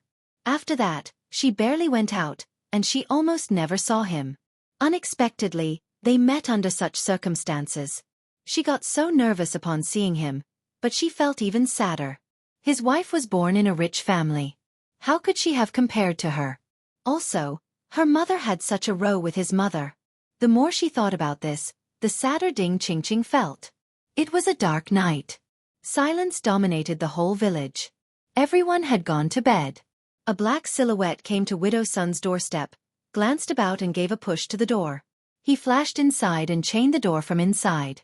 After they had a good time together, Widow Sun leaned in his arms, speaking through clenched teeth. "Miss Fong is horrible. You have to help me." The man hesitated but then consoled her. "She is a bitch. What are you stuck with her for? I am here to be with you. You said that you need a silver hairpin. I have got it here with me today." Widow Sun was overjoyed, but still felt quite upset. "No, that is not enough."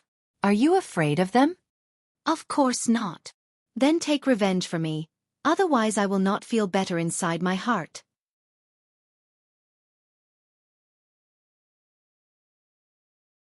Chapter 124 Chance, as the proverb goes, the county magistrate isn't that useful. Even if they have a daughter of the county magistrate and a cultivated talent, so what? You will always have the chance to bring them down. You can destroy them all, and they would not be able to do anything about it. The man frowned even more deeply, and turned impatient. Seeing that she did not want to give up the topic, the man said with a smile, Okay, I promise you that I will teach them a lesson, whenever I have the chance." "You have to find the chance." Okay, baby, let's just drop this topic, we can just..." "What?" "Oh." It was the Dragon Boat Festival. Early in the morning, Xiao Xian and Xiao Yunduan went out together. They went to watch the boat race in the county. Xiao Xiaoqi and Xiao Tao Tao were excited and would have liked to follow along but Miss Fong turned them down ruthlessly. There were too many people at the race. Xiao Yunduan and Xiao Xian would not be able to take care of them. What if something happened to them? The brother and sister did not insist either. Xiao Yunduan and Xiao Xian took the bullock cart and went to the Yunshui River located in the south of the town. The Yunshui River was a major river and it was flowing across the whole town. The race was taking place on the broad side of the river, which was the best position for the race. There was nice scenery around, and people often came here to ride horses and have fun, especially in spring. When the two of them arrived, there were already many people on both sides of the riverbank. It was bustling, and people were well dressed. They started to talk and cheer around, making comments. It was the first time for Xiao Xian to experience such a bustling scene. She got really excited to be here. Her eyes were large and sparkling. She looked around curiously. Although there was no other entertainment in this era, the nature was pure and green, and she felt so happy to see all of this. Looking at her enthusiasm, Xiao Yunduan subconsciously slowed down and gave her a tour around, whilst thinking inside his heart, "What a pitiful girl. She must have never been out in the town till now." After a while, the two of them were united with those from the school. Apart from Xiao Yunduan, some of the fellows also had their family members with them and they greeted each other. Xiao Xian looked very pretty and behaved amicably. She stood out among everyone else, who knew about her background. So, they sized her up curiously and glanced at her on the sly. Most of them could not help but feel jealous and envious of Xiao Yunduan. Honestly, Madame Qiao and County Magistrate Qiao had never revealed what Xiao Xian had been through before she got married. After all, it was related to their reputation. Therefore, all they knew about her was that she had a noble background. Xiao Lulang felt even worse inside his heart. Some of his fellows liked to tease him because they knew that he was narrow-minded. They kept saying that Xiao Yunduan was lucky and talented, and that he was going to have a promising future. That made Xiao Lulang feel even more jealous. He swore to himself that he was going to bring down Xiao Yunduan on the occasion of couplet making today. He was going to let everyone understand that he was more talented than Xiao Yunduan, who had only pure luck on his side.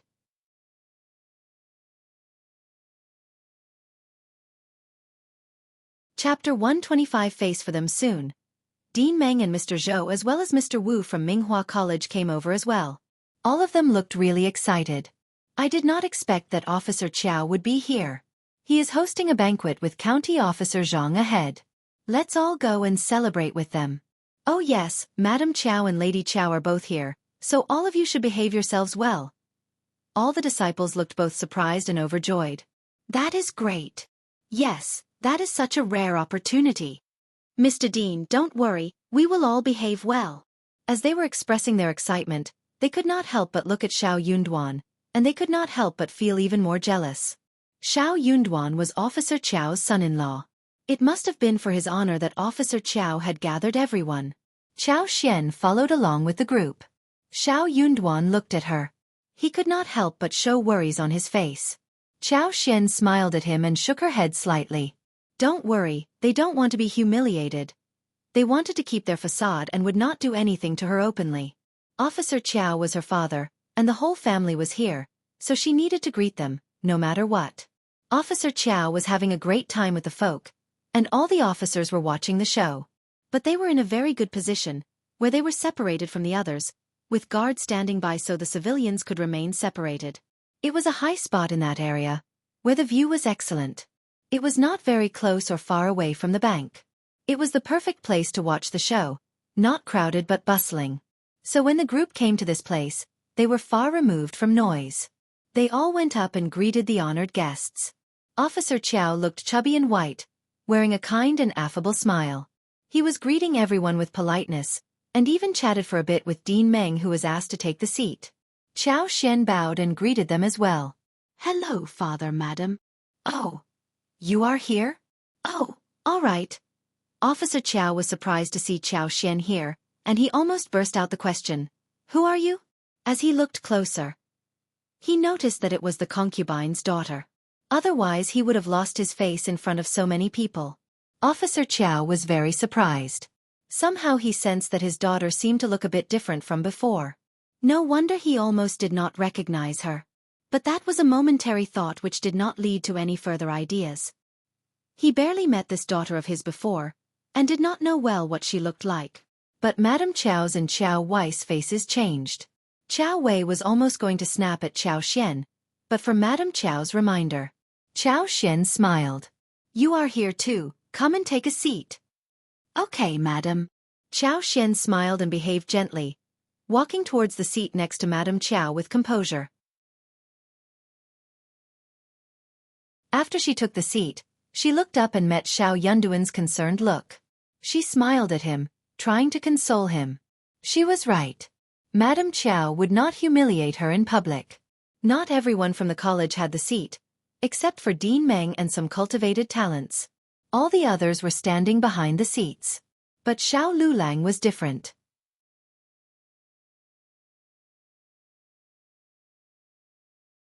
Chapter 126 Young Master Xiao Lulang was not a cultivated talent, but he was Xiao Yunduan's cousin, whilst Xiao Yunduan was county magistrate's son-in-law.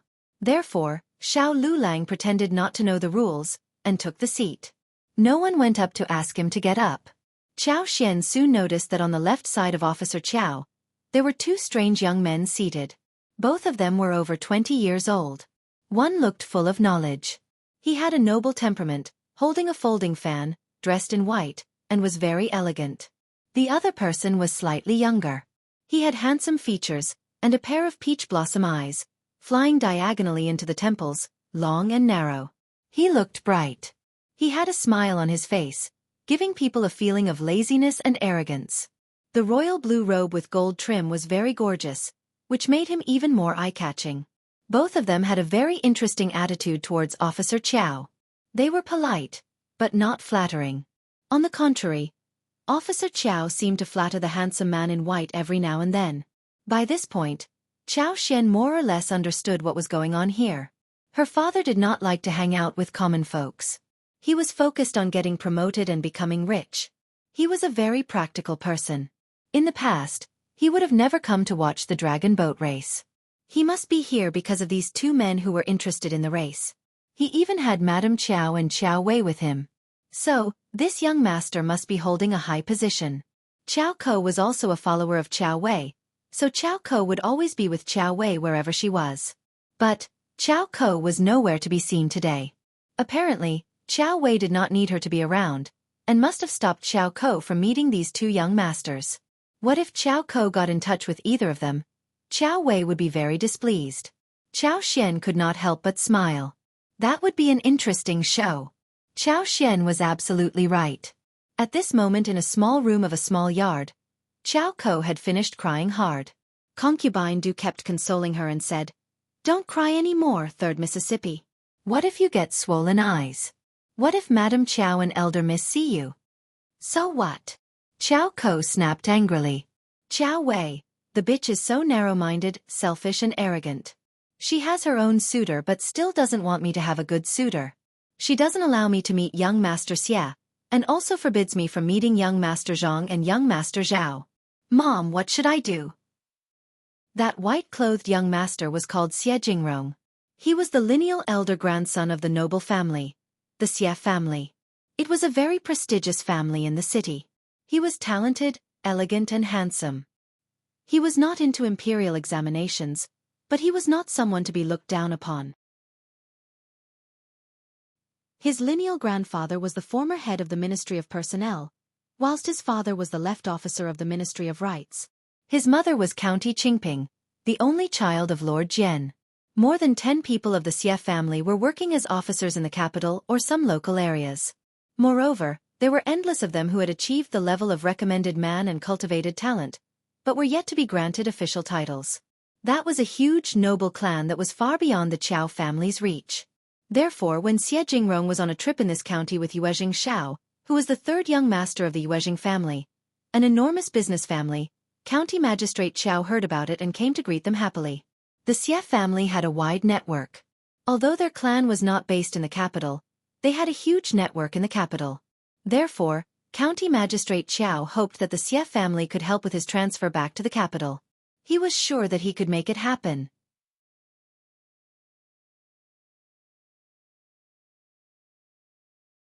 Chapter 127 Chao Ko and Concubine Du had heard that Xie Jingrong was not yet engaged, and she was very happy about that. Chao Ko was quite pretty and was also a miss from an officer's family. She should be a great match for Xie Jingrong. Xie Jingrong was now in the county, and she believed that it was a good opportunity for the two of them to get married. Chao Ko had looked at Xie Jingrong briefly before, and felt so bashful even to think about marrying him. If she could be martially connected to the Xie family and became Xie Jingrong's wife, she would be really satisfied. Xie Jingrong was not into the imperial examinations, but he was already a recommended man. With his talent, he could definitely become a primus easily by exerting a little effort. When they got married, things would be different. By that time, she could try to persuade him towards serious studies, and he would definitely become better. Moreover, he had a great background. If he ever became a primus, he would definitely make it to the highest position in his career. That was a promising future. Both Chao Ko and Concubine Du had drawn a beautiful picture about his future in their heads. Concubine Du coaxed Officer Chao, and talked into Officer Chao's ears. He was moved. However, after speaking with Madam Chao turned down the proposal calmly. She was not as talkative as Concubine Du and did not make a long speech. All she said was that Xie Jingrong was from a noble family. He was talented, good-looking and his grandparents' positions were also high. He was even qualified enough to marry a princess, or some noble miss from a prestigious family. Why would the Xie family allow him to marry a mere concubine's daughter? She had heard that young Master Xie had a very high standard towards his future wife, and that was why he had not gotten married till date. Would Chao Ko be capable enough to be a match for him? They could not risk it. Only then did Officer Chao realize what was going on. He was taken aback. He lectured Concubine Du severely, who had been waiting for his news outside. She almost caused him a lot of trouble. Concubine Du knew that it must have been Madam Chao who created the disruption. She was angry and furious, but could do nothing about it. The marriage would not work out, if the madam of the family disapproved of it. Chao Ko was very annoyed too. She had assumed that with Chao Xian's help, it seemed as if she had had a good position in the family.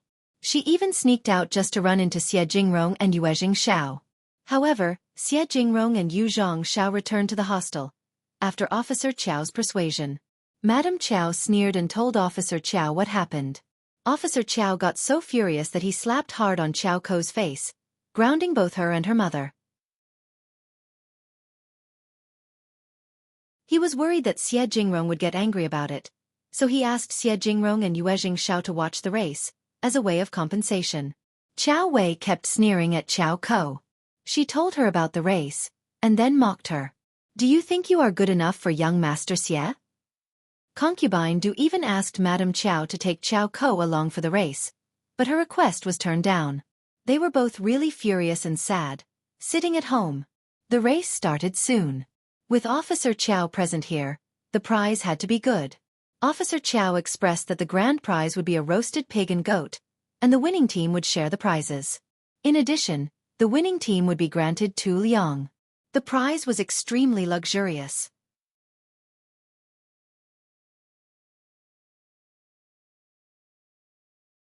Chapter 128 praises every team spared no efforts for the race this year, and the civilians were all very excited, cheering along the banks.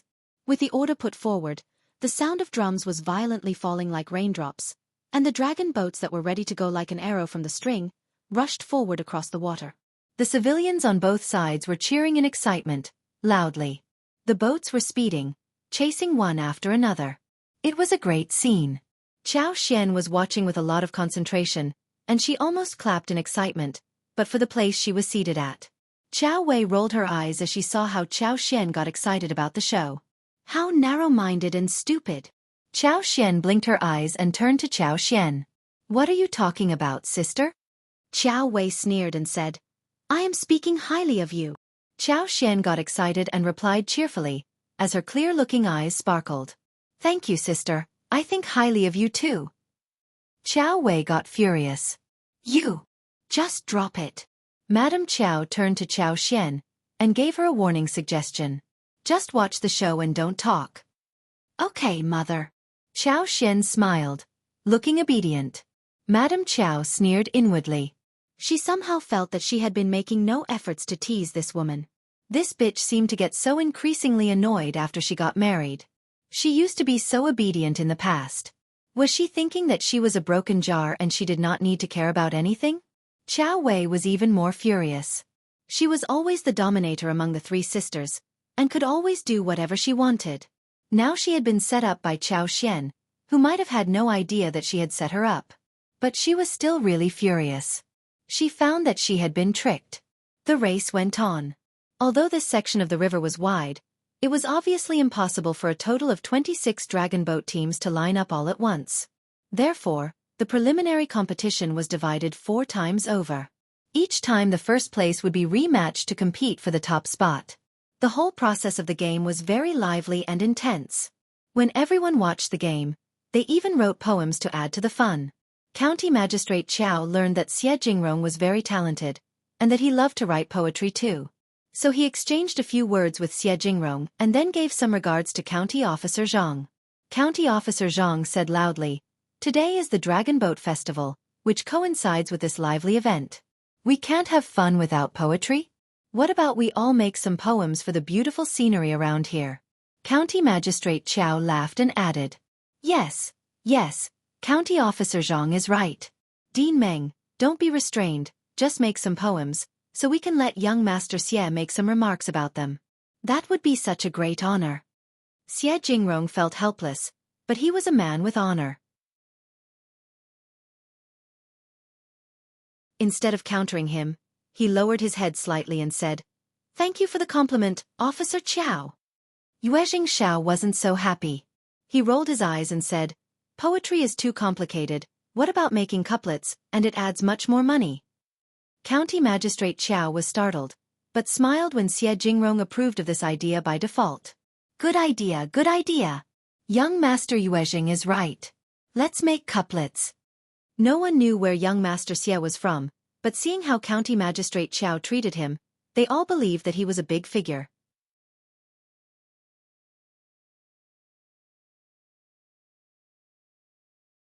Chapter 129 Not outstanding, County Officer Zhang added, and when Dean Meng agreed, all the disciples started to show off.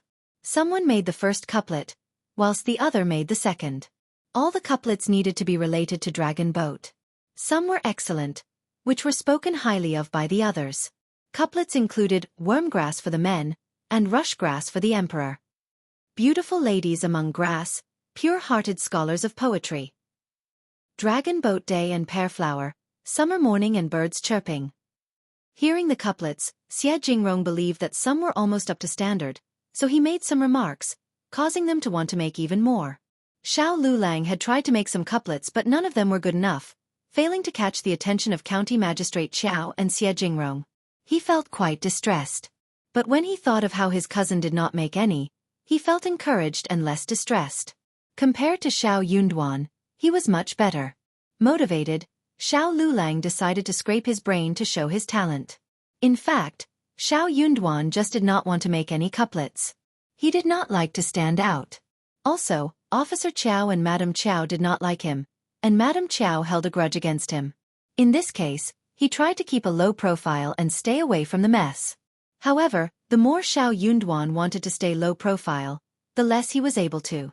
When countered by Chao Xian, Qiao Wei had been holding a grudge against her sister and was trying her best to find a way to take revenge for the trap she herself had set. She hated to be talked down to, so she decided to direct her grudge towards Xiao Yunduan. When all the disciples were competing among themselves, only Xiao Yunduan stayed silent. Qiao Wei, of course, did not know that Xiao Yunduan was doing that on purpose.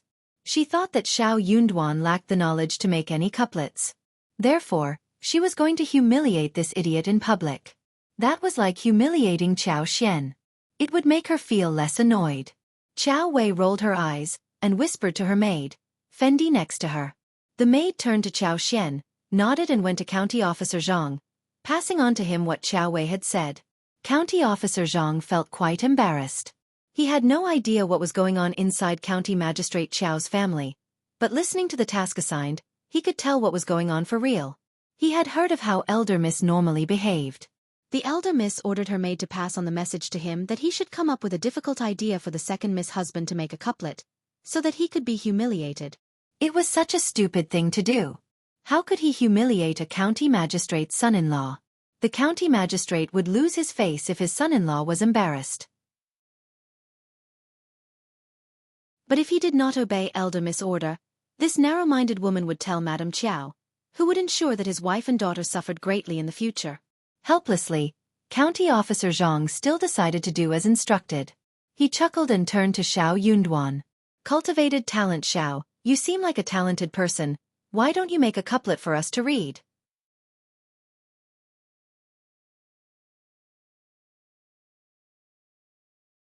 Chapter 130. Elder Miss Chow's request. Everyone was startled. But they did not think that County Officer Zhang was setting up a trap for Xiao Yunduan. Instead, they believed that County Officer Zhang was helping Xiao Yunduan to stand out, so that he could behave well in front of the public. They could not help but feel jealous again. This man had found a huge shelter for himself. Look at him. After he became related to the county magistrate, even the county officer was trying to help him. That was what Xiao Lulang thought as well. He felt more jealous than anyone else. Xiao Lulang threw a look at Xiao Yunduan, but smiled. County officer, my cousin isn't so good at it. What about me doing it in place of him? County Officer Zhang was startled, and Xiao Yunduan fell into silence. He also wished that Xiao Lulang could stand out for him. However, Qiao Wei was not pleased. She said loudly, that doesn't work. You aren't part of our family. You can't replace him. What about you making a couplet instead? Qiao Wei turned to Chao Xian and smiled. She looked intimidating. Chao Xian only had a little knowledge about characters, and she had never learned how to write poetry or lyrics, nor had she been taught how to play the zither, chess, or write calligraphy or draw. It would be great to see her humiliated in public. No one dares to utter a sound anymore. That was Elder Miss Chow's request, which no one dared to counter. Yuezhing Shao couldn't help but snort, but he was very interested in watching the show. Xie Jingrong could not help but glance at Qiao Wei, thinking that this Elder Miss Chow was so stupid. She had showcased her real intentions. But did she realize that if she humiliated her sister in public, her father would be humiliated too? It seemed that Officer Chow wasn't so good at governing the family. He was suddenly reminded of another Miss Chow whom he ran into, and he felt even worse about this family. Officer Chow's face had sunk. He raised his eyebrows and glared at Madame Chow. But Madame Chow did not catch his message, since she was concentrating on something else. Officer Chow became even more furious. This daughter of his was too spoiled by her mother, so that she had become arrogant and free-willed. Yes, he was the head of a county. Did that mean she could do whatever she wanted? What about when they went back to the capital? This behavior would bring them so much trouble. He had to discipline her when they returned. Madame Chow was also sighing inside her heart at the moment. She had spoiled her daughter so much that she could not tolerate a thing.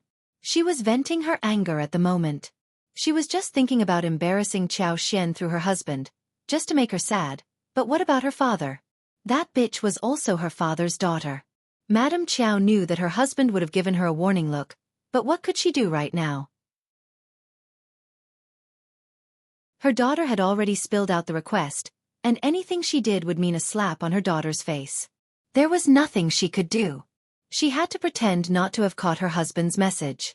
Hearing that Chao Wei was trying to humiliate Chao Xian, he got anxious and angry, so he immediately retorted.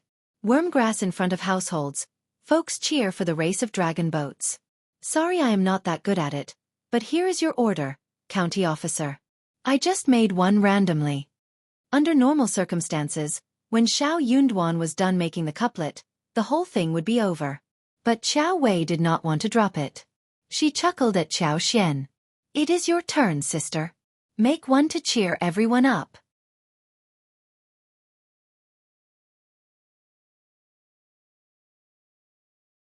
Chapter 131. Not her. Chao Xian was rolling her eyes inwardly. You can't even do that yourself, why forcing me?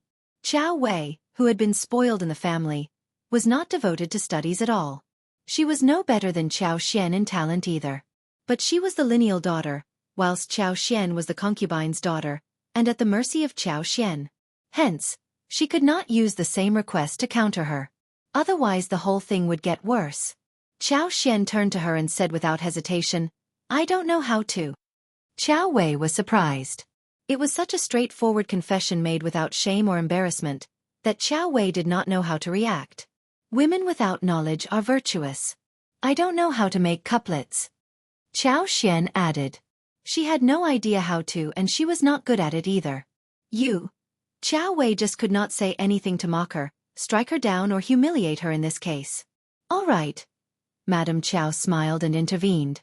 Quan Xian is right. Women don't need to be good at this. Just drop the topic and watch the race. Yes, watch the race. Officer Chow let out a sigh of relief and let out a laugh. County Officer Zhang was clever, so he changed the topic directly, followed by all the disciples who continued to watch the race. Finally, the topic was dropped. Chao Wei threw a glare at Chao Xian. Her face sank, and she was obviously not convinced. Chao Xian ignored her. She knew that this sister of hers was so used to being intimidating that she could not change her personality at the moment. But she was very surprised. Her father, who had been dreaming about getting promoted and cared so much about his face, must have noticed the inappropriate behaviors of his daughter. He was surely going to discipline her when they went back home. Yuezhing Xiao, who was enjoying the show, could not help but throw a few looks at Chao Xian. He was both interested and surprised. He had witnessed numerous fights between lineal daughters and concubines' daughters. Elder Miss Chow was obviously trying to humiliate the second miss and her husband in public, but second miss was so straightforward about her lack of knowledge that Elder Miss Chow could not do anything about it.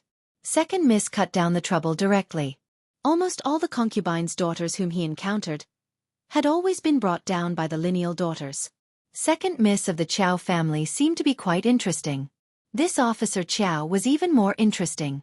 He was an officer, and he married this concubine's daughter to an unknown cultivated talent? That cultivated talent was obviously defending his wife, but he did not seem to have a good feeling towards the Chow family.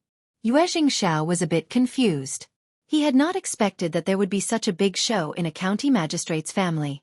It was almost lunchtime, and the race came to a good end. Everyone waved goodbye to each other.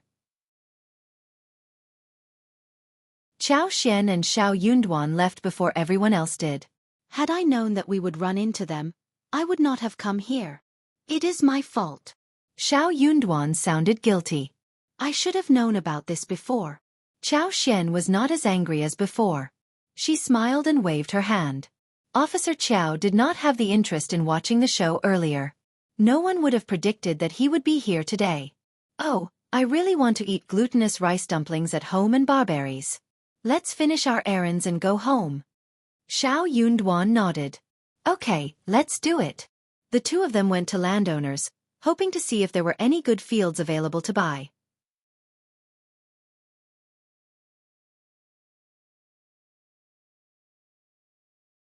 Chapter 132 Super Luck. The landowner smiled. You are very lucky. Businessman Zhang is in urgent need of money, and he is selling 240 mu of good fields urgently. If you buy them now, you can start to cultivate crops and harvest in autumn. But he is in a big hurry. He needs to have the deal done and paid for in the next 2 days. I was wondering how to contact you, and here you are. Xiao Xian and Xiao Yunduan were both quite happy. Xiao Xian chuckled. This is our destiny. That good field is meant to be mine. True. The two of them agreed that the landowner would bring them to have a look at the field the next day, and if they were okay with the deal, they would pay the money and sign the contract right then and there. After they left the landowner, Xiao Xian said to Xiao Yunduan, let's write both our names on the deed, okay? We are still in a joint family and the yield has to be shared with the whole family. But if we live separately in the future, we will still continue to share a big portion with our parents and brothers. Xiao Yunduan was startled. It is your field and you should write your own name on the deed. You can share the revenue portion at your will with the family. Mom is a very understanding woman, and she won't want to take advantage of you. Xiao Xian smiled and fell into a good mood. What super luck she had that she ran into a family like this. Her nature had always been like this.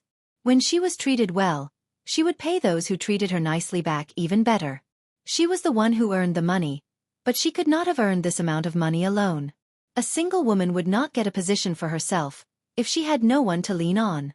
They were her shelter and bay, and with their help, she was able to do whatever she wanted. They were helping each other. Just listen to my arrangement, please, said Xiao Xian firmly. Xiao Yunduan opened his mouth and wondered what she meant. These were meant to be her private properties. Why would she not keep them separate? Was she not worried that it would be difficult for her to handle it in the future? Or was she saying that she was not going to leave the family? Xiao Yunduan was not certain, and kept speculating on this matter in his head. Okay, you can take that call. They would think about that later. At Mingrintang, in the backyard, Manager Qin was receiving Xie Jingrong and Yue Jingxiao politely. Xie Jingrong was seeking a very difficult medical herb in this county. But he had not yet paid the visit to the best pharmacy in the local area, before Officer Qiao came to his door. At this point, he finally had the chance to conduct his own business. The two sides were just talking, when Yue Jingxiao saw an employee craning his head. He smiled. Manager Qin, your employee needs you now. Manager Qin and Xie Jingrong turned to look into the direction of the speaker. The employee could no longer hide himself. He took a step forward and smiled with a greeting. Xie Jingrong nodded at Manager Qin. He said politely, Please, Manager Qin. Manager Qin smiled but glared at the employee. They had no secret at the pharmacy, and he could just share the message in front of Xie Jingrong and Yue Jingxiao. Just spill it. The employee smiled. Young Master Xiao and Mrs. Xiao are here to fetch the seeds. They are in a hurry to go home, so I came to urge you. Xiao Yunduan and Xiao Xian had the ability of getting such a large quantity of wild honey and Gastrodia alata for the pharmacy, so they were well received at Manager Qin's place. If those things could be well planted, then the pharmacy would have a long-term deal with them.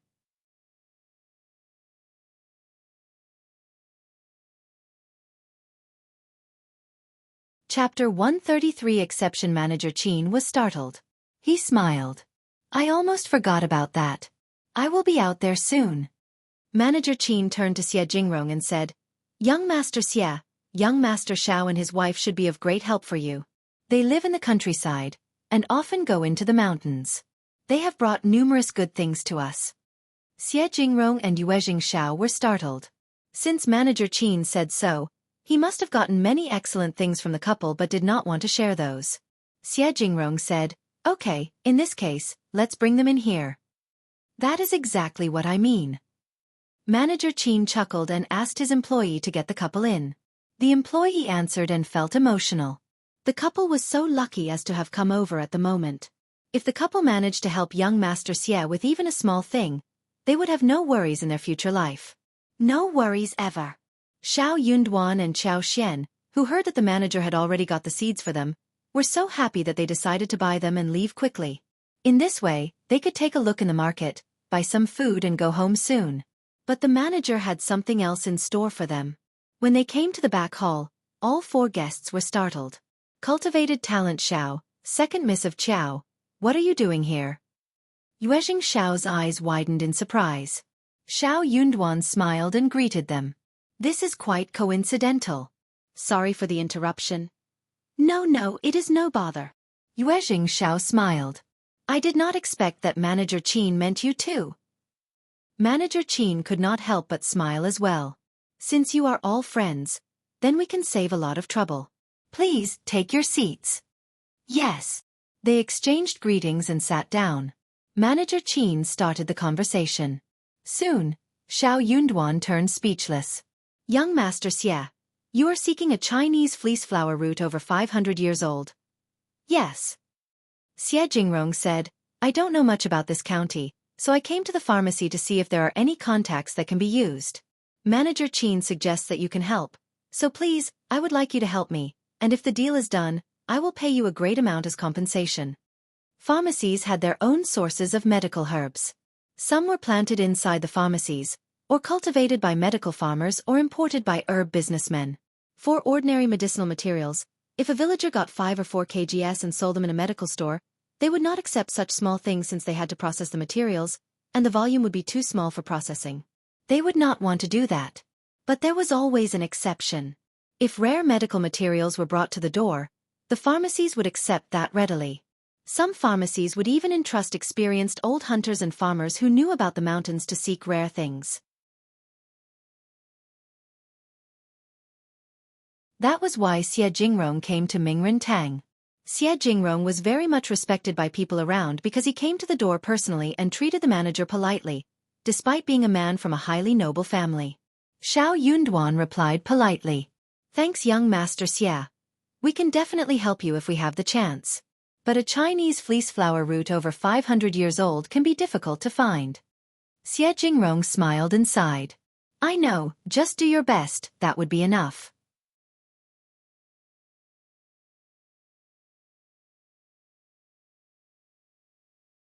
Chapter 134 paused. Xiao Xian smiled and said to Xiao Yunduan, Darling, Chinese fleece flower root is a very commonly seen thing. Although it isn't available everywhere, it is not so difficult to find. Since you have asked for it, young Master Xie, we will definitely give it our best. It was a favor being sent to the door. It was just a Chinese fleece flower root over 500 years old.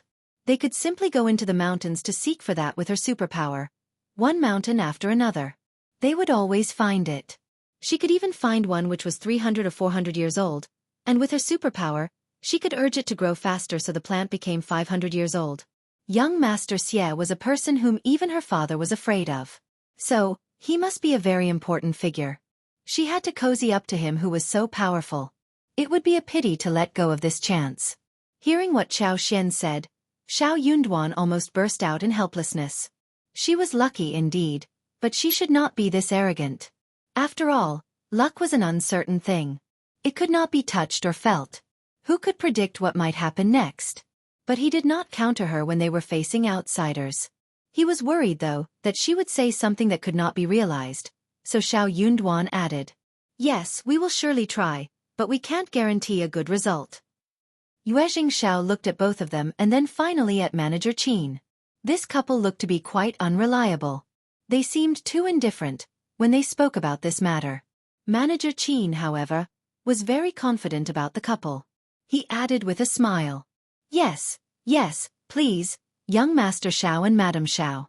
Just go and do the needful. I will be waiting for your good news. By this point, even Xie Jingrong found that they seemed unreliable. He thought that it would always be better if they could entrust Manager Qin to find some other helpers as well. There were many mountains in the county, and the possibility seemed relatively small of just 2 people finding the requisite route. We will. said Xiao Yunduan as he got up, saying goodbye to them. Manager Qin did not keep them, but asked his employees to open the door to fetch the seeds of Nodo ginseng and false starwort for them. Qiao Xian looked at Xie Jingrong and Yue Xiao, not knowing what to say. Manager Qin did not know about her and County Magistrate Qiao's relationship, and she did not want more people to know about this, which might cause trouble. She wondered if these two people would spill out her real identity. Yue Xiao noticed her behavior and smiled. "Anything you would like to say, Madam Xiao?" Qiao Xian smiled. "Should we deliver Chinese fleece flower roots to Mingren Tang directly?" Xie Jingrong answered. "Yes." "Okay," Qiao Xian nodded and said, "Me and my husband are just common ordinary villagers in the mountains, and we have no strong background behind us, nor do we know much about what is going on around, but we know what is in the mountains, so we will try our best to find it." Xiao Yunduan instantly understood what Qiao Xian meant. He added frankly, "Yes, so please wait for our message patiently, and if the deal fails, please forgive us. That is all." Xie Jingrong and Yue Xiao were both smart men. They thought for a while and eventually understood what the couple meant. Yue Xiao laughed involuntarily. "No worries."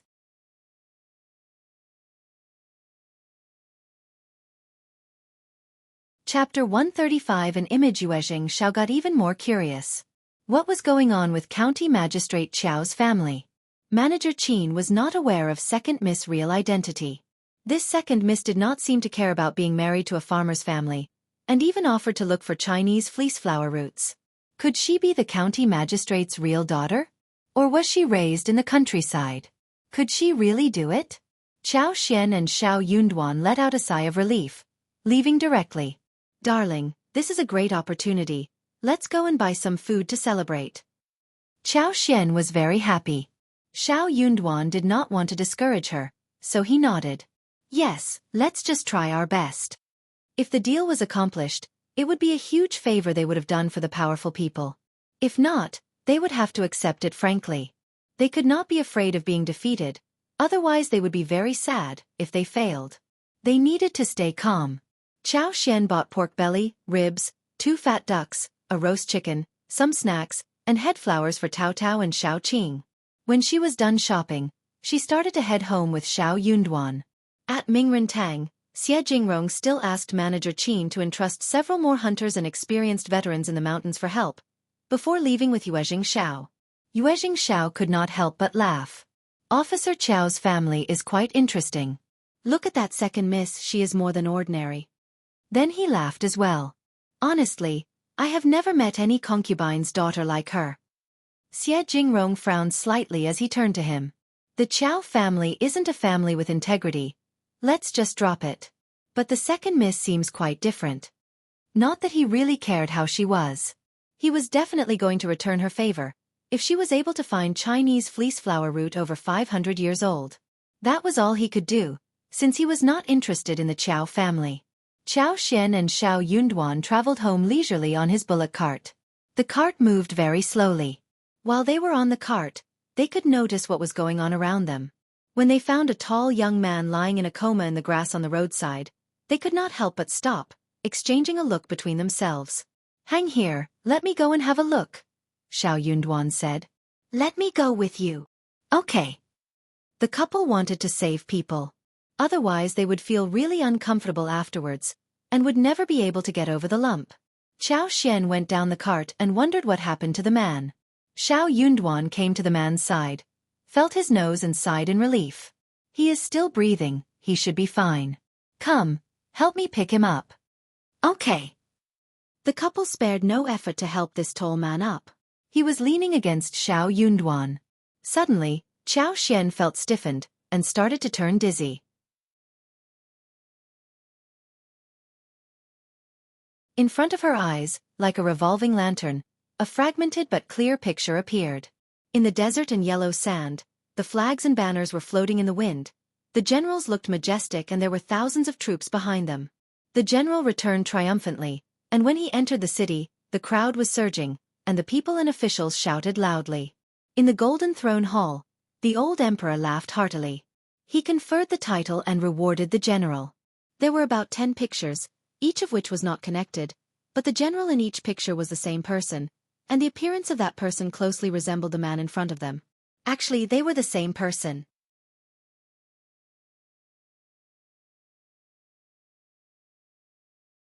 Chapter 136. What to see what? What was going on? Xianxia was almost dumbfounded. What on earth had she seen? The future of this man? Or maybe the past? Xianxia shook herself out of her stupor. Suddenly, she was very motivated to save him. At this moment, Xianxia let out a low cry. He has wounds on his back and thighs. Let's help him bandage that. Okay. Neither of them were professional medical people. Moreover, this man was not only wounded but also starved. So when the couple was done bandaging him, they fed him water, before he slowly woke up. They fed him almost 250 grams of snacks slowly. His mind became clear gradually. Who are you? Xianxia replied calmly. We were passing by and saw you in a coma. How are you feeling now? Better? Startled, the man greeted the couple. Thank you for saving my life. It is okay. Xianxia could not accept such a big gesture, but waved his hands and said, We were just passing by, not a big deal. Where is your home? We will drop you there. Home? The man looked confused and miserable. He had no home. He left home when he was much younger, full of ambition, always thinking that he could make a name for himself but eventually ended up gaining nothing. After a few years of wandering, he returned, but by then, his parents were dead. His uncle had taken hold of the properties and insisted that he had committed a crime outside. So he got irritated and hit them. The others couldn't help but rush up and took the opportunity to beat him fiercely, before locking him up in the woodshed. He had no idea how they were going to deal with him, but he knew that it was not going to be good. After being in the woodshed for 3 days, he managed to escape but ended up passing out here on the spot in pain and starvation. Unexpectedly, he was saved by 2 kind-hearted people. Come and read on our website Wuxia World site. Thanks, there were good people in this world. He was no longer so angry at the sight of this couple in front of him. Thanks, but it is fine, you can leave me here. He originally wanted to say that if there was a chance in the future, he would definitely repay them, but then he thought about it, and realized that he had gotten to this point. What was his future? What could he do in return? It all seemed so ridiculous. He laughed self-mockingly. Anyway, thanks very much for saving me. You will definitely have a great fortune in the future. Xianxia was not gonna let go of this opportunity. Immediately, she handed the roast chicken and a packet of dim sum to the man, and said with a smile, If that's the case, we will just leave. Our village is not close by, so we should go back. The man nodded. Please. The man had woken up and he should be fine, so Xianxia greeted him and left with Xianxia. The 2 of them went back to the bullock cart and continued on their journey. They could not help but exchange a few emotional words. The man saw them off, until they disappeared out of sight. He struggled back on his feet, and went to an isolated place. He was starved and needed to regain energy before he could do anything else. He opened the paper that was supposed to hold roasted chicken, but his eyes suddenly widened. In one of the layers, there were almost 2 liang in change as well as 1 well-folded note of 50 liang. No one would have put the money in this place accidentally. They must have given the money to him on purpose. He was so messy-looking and homeless. They must be trying to help him out. The man could not help but feel like crying, as he held the money and food in his arms.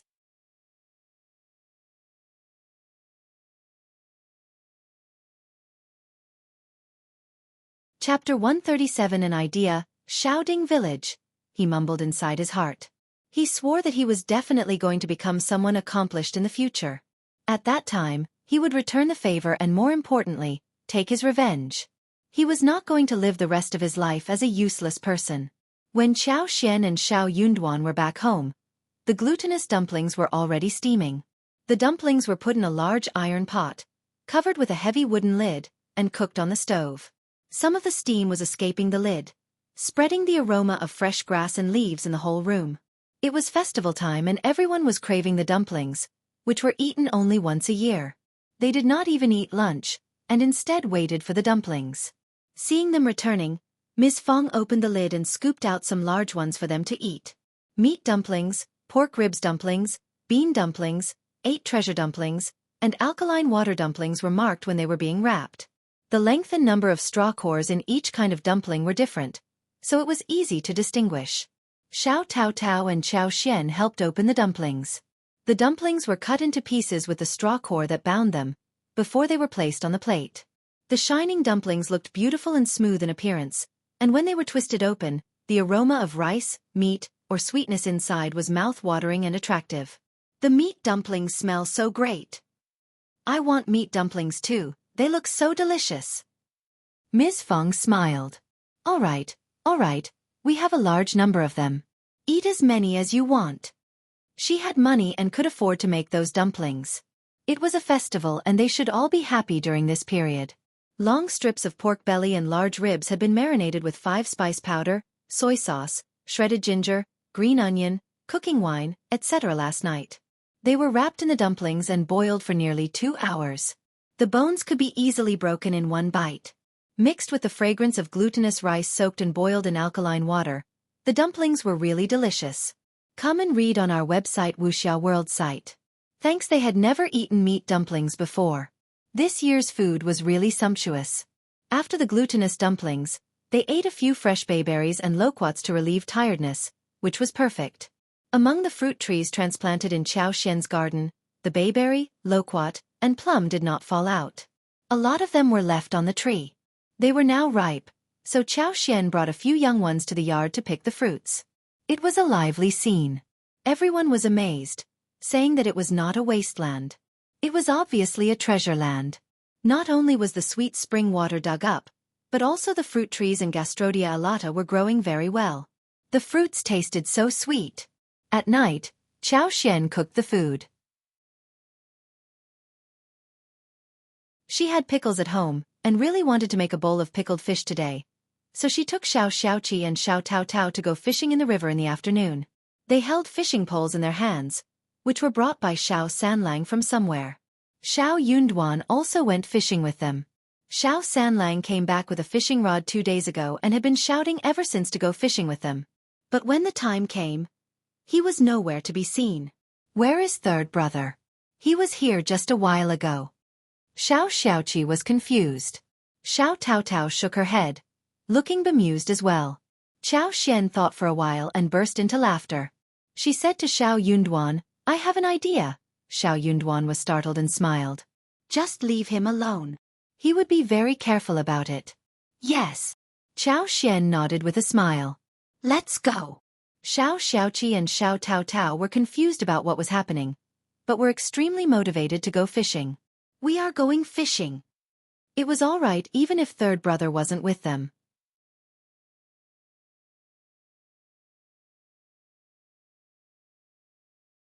Chapter 138. Laughing third brother had stolen 3 meat dumplings, wrapped them in leaves randomly and gone to find his wife-to-be, Yang Xiaoni.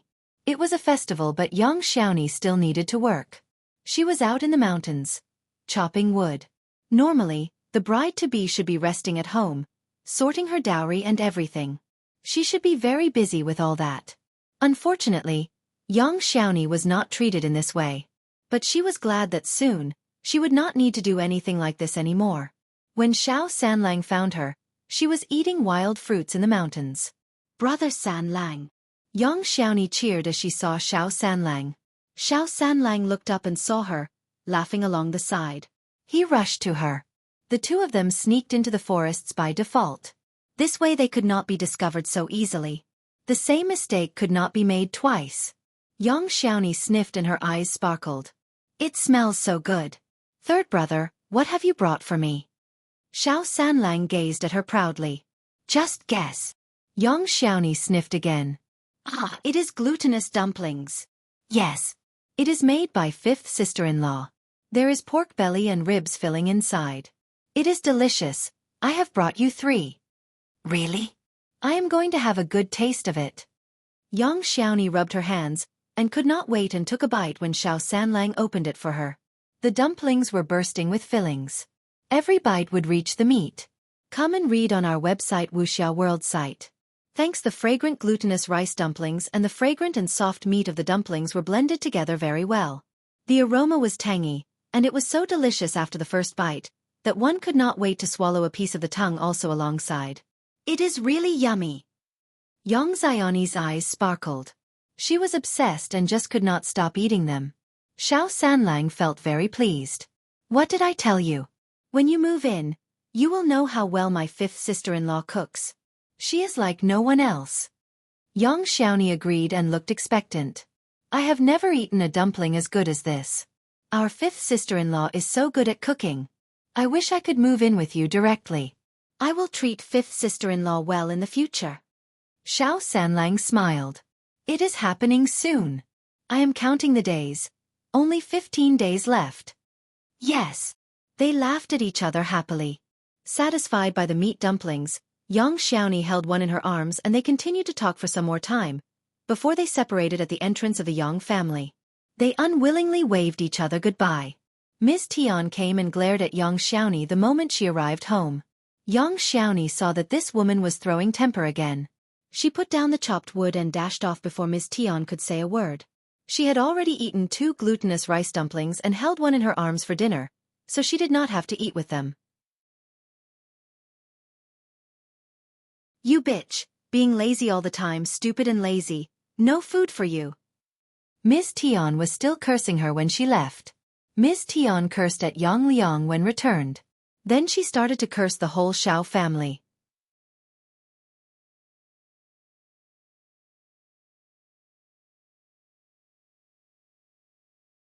Chapter 139 His Own Reasons. It is a festival. Look at the Xiao family, they have given us nothing this time around. They don't treat us seriously. They won't spare a look at us in the future. Forget before the girl marries the family. That was why Ms. Tian was extra unfriendly to Yang Xiaoni today. She had assumed that the Xiao family would offer them some gifts at festivals, since the wedding was to be hosted in no time. She even looked forward to receiving glutinous dumplings and eggs from the Xiao family, as well as 2 chickens. They were waiting from morning to the evening, but received nothing. Ms. Tian was really annoyed. Yang Liang, who never had any opinion for himself, got furious after hearing the instigating words from Ms. Tian. I told you that this marriage would not work. The Xiao family is looking down at us. Now you know that they are not going to regard us as part of their family. Yang Liang got even angrier. It is settled.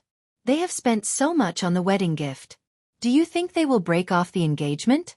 Just keep your mouth shut. No more nonsense. Ms. Tian had not expected that he would counter her in this way. She screamed. How dare you counter me? Yang Liang. The couple had a row with each other. The neighbors could not help but sigh, hearing their arguments. The Xiao family would definitely not go to the second section of the family for dinner. Eldest uncle had to go there alone, since Miss Fong refused to follow along. He had his own reasons. Yes, his sister-in-laws had been at fault, but they had realized their mistakes already, right? Since they already knew about it, and offered dinner at their place, why not give them a chance to repent? What more did they expect them to do, when they apologized? They were all a family, and could not possibly be treated like criminals after just one mistake, right? That would be ruthless. But Miss Fong was in the midst of being angry, so eldest uncle could do nothing but leave her alone. Come and read on our website Wuxia World site. Thanks. Eldest uncle asked Xiao Sanlang and Xiao Dalong to follow him for dinner. But Xiao Dalong hesitated, whilst Xiao Sanlang snapped directly. I am not going. Fifth sister-in-law is cooking delicious dishes tonight and I am definitely eating at home. Could second aunt-in-law's food exceed that of fifth sister-in-law's? Fifth sister-in-law was going to make a huge feast for the family. He had been looking forward to this dinner for days. Eldest uncle got so stuck. Dumbass. He knew nothing except for food. Could he do anything else apart from that? Eldest uncle glared at Xiao Sanlang. Second aunt-in-law is killing chickens. Why not go there? You are old enough to understand etiquette. Xiao Sanlang was straightforward as always. We have no chicken tonight, but we have ducks, ribs, pork belly, fish and shrimps. You! Eldest uncle glared at him. Eating is the only thing you know.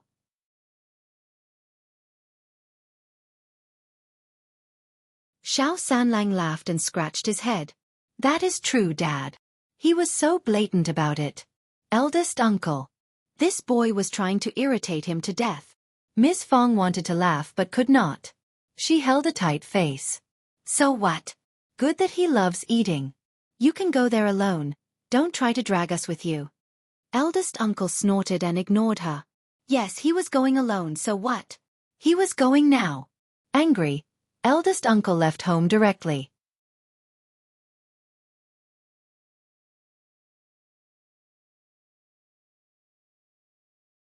Chapter 140 Festival. The whole family let out a sigh of relief, and they went all out to make preparations for the dinner.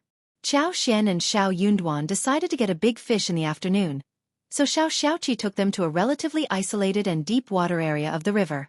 There was one section where long and many seaweeds were growing. Xiao Tao Tao as well as Xiao Xiaoqi were fishing shrimps using a net whilst Xiao Xian and Xiao Yunduan were fishing on the bank.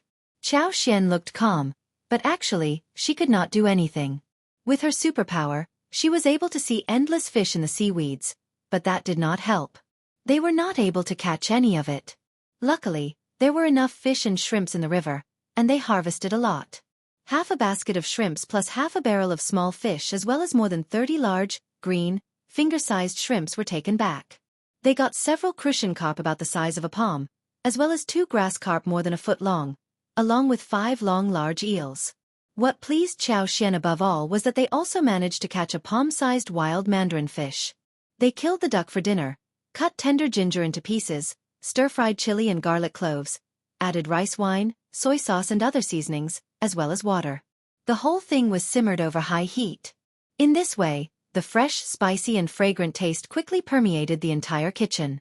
They steamed mandarin fish and fried prawns in oil. The 2 grass carps were used to make pickled fish, whilst finger-sized, small fish were wrapped in egg batter and then fried. A few dishes plus a bowl of braised pork, vegetarian fried yam, and shredded cabbage were served.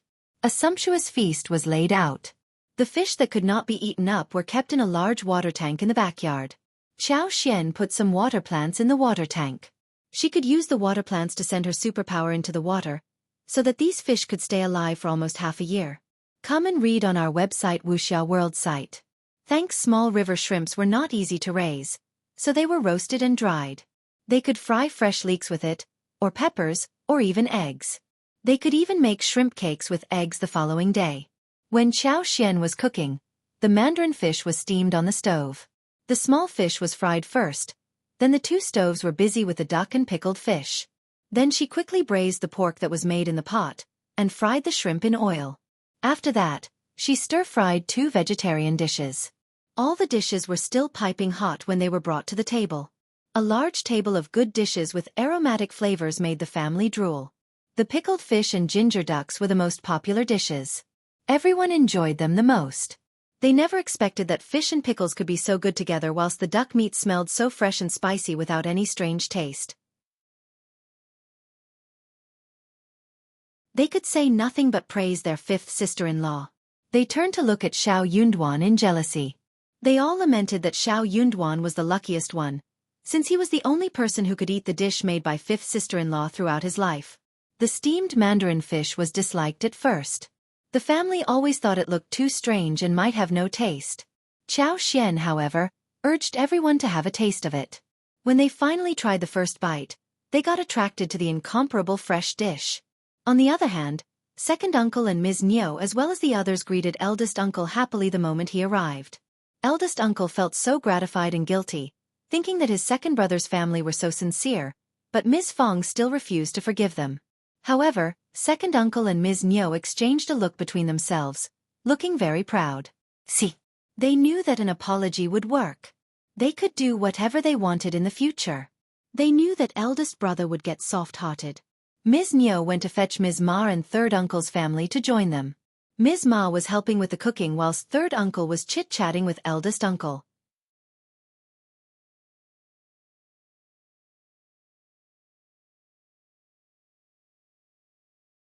Chapter 141 Family. The 2 sections of the family had sensed that they were not in a good place as before. Ms. Fong was annoying, and more domineering than before. Moreover, Xiao Xian had joined her. They kept bitching about her mistake. They tried to console eldest brother and even flattered him.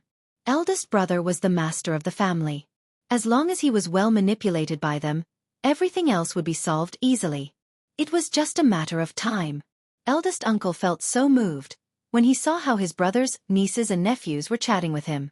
They were so nice to him. They were his family. He had treated them well these past few years and it was all worth the while. Their parents would be gratified in heaven as well. He had lived up to their parents' standards. In the kitchen, Ms. Nyo and Ms. Ma were quite distracted. Ms. Ma could not help but look outside the kitchen, mumbling. What are eldest sister-in-law and everyone else doing? What is keeping them for so long? True, they all believed that the eldest section of the family would definitely be here, with eldest uncle coming over first, and the others following later. Ms. Nyo was quite displeased as well. She knew exactly what Ms. Ma meant. When Ms. Fong and Ms. Su were here, they would definitely help in cooking. Also, eldest brother treated them well, and would always come with some gifts, like a chicken for example. Ms. Nyo even expected to wait until Ms. Fong arrived to kill the chicken. A while later, Ms. Ma could not stand the wait anymore. What on earth is taking them so long? Xiaoji, Meiling, go and check on them. Tell them to be here as soon as possible. Just wait. Ms. Nyo stopped her. Let's just hold on. We can kill the chicken and make the food. We will fetch them when dinner is served. Ms. Ma was startled. Ms. Nyo really started to think that she was stupid. She snapped. Haven't you got it? Eldest sister-in-law is so annoyed by us that she wants to postpone her arrival. Just drop it. We can make some dishes as we want. Ms. Ma nodded. Come and read on our website Wuxia World site. Thanks, that was exactly what Ms. Fong would have done. She is so stingy. We have apologized and made dinner. What more does she want? Should we kneel down and kowtow to her? Ms. Nyo rolled her eyes. What else can we do? Ms. Ma was stuck with words. Yeah, what else could they do? All right. It was their own fault that they were caught red-handed. They had to be tolerant at the moment. It was Widow Sun, the bitch's fault. But for her big mouth, nothing like this would have happened. That bitch needed to be punished. So Ms. Nyo and Ms. Ma dropped the idea of fetching Ms. Fong at the moment, and pretended to make dishes with full sincerity. Ms. Nyo, against her will, killed one of her chickens, whilst Ms. Ma brought 12 eggs as well as some vegetables from her house. They made the dinner without putting any oil or salt in it. When dishes were served on the table, Ms. Nyo smiled. Eldest brother, the dishes are ready. What are eldest sister-in-law and the others doing? Yes, we are all waiting for them. Ms. Ma added with a smile. Eldest uncle's face stiffened. It is fine, we can wait a little longer. Meiling, Xiaoji, go and fetch them, okay? Second uncle made a gesture and let them leave. Eldest uncle was about to stop them, when he suddenly realized that maybe these two children would be able to move Ms. Fong.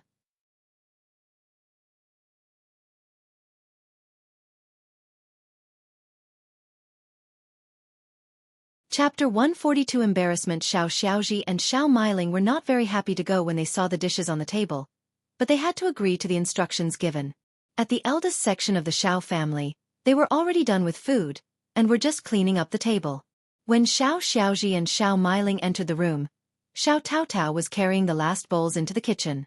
Xiao Meiling and Xiaoji did not see what the feast was like, but looking at the happy expression on the whole family's faces as well as the layers of bowls which Xiao Taotao had carried away, along with the remaining smell in the air, they could tell that the dinner must have been abundantly tasty. Eldest aunt, my parents asked me to take you there for dinner, but you seem to have eaten already? These two girls were not well-mannered since they were taught by their parents. Ms. Fong did not want to throw temper at them and said smilingly, Yes, there are so many of us here, so we aren't going over. We have eaten dinner. You can go home to eat yours. Xiao Meiling nodded and left with Xiaoji. Dad, eldest aunt and the others already ate. They had already finished and the table was getting cleaned. The table was full of dishes. Xiao Meiling pursed her lips. They were all startled. What?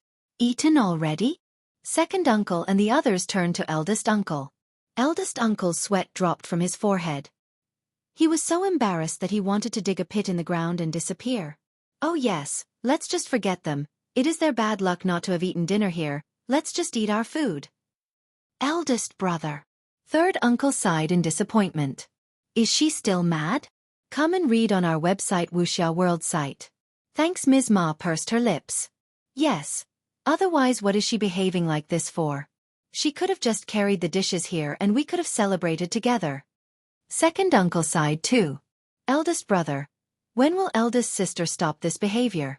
It is such a small matter. We have already apologized. Is she going to cut ties with us just because of that thing? Of course not. Eldest uncle denied directly, as he forced out a smile. We can leave her alone. You know her well, right? She is sharp in tongue but soft in heart. She should forget about this soon. Since the guests were absent, second uncle and the others could do nothing but start the dinner. At the dinner table, they kept showing passion to eldest uncle, who was so moved. The following morning after breakfast, Xiao and Xiao Yunduan told Ms. Feng about buying fields, before heading towards the town. The crops were budding, and farmers had started plowing the fields and planting rice seedlings. Every household was very busy. Xiao had to postpone the planting of mushrooms. When the busiest period was finished, and the wedding of Xiao Sanlang and Yang Xiaoni was done, she could come and get the mushrooms. But she could start to make lipsticks. Also, she could also start the planting of medical herbs.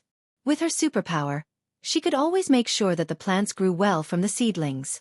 Those gastrodia in the garden were growing unbelievably well.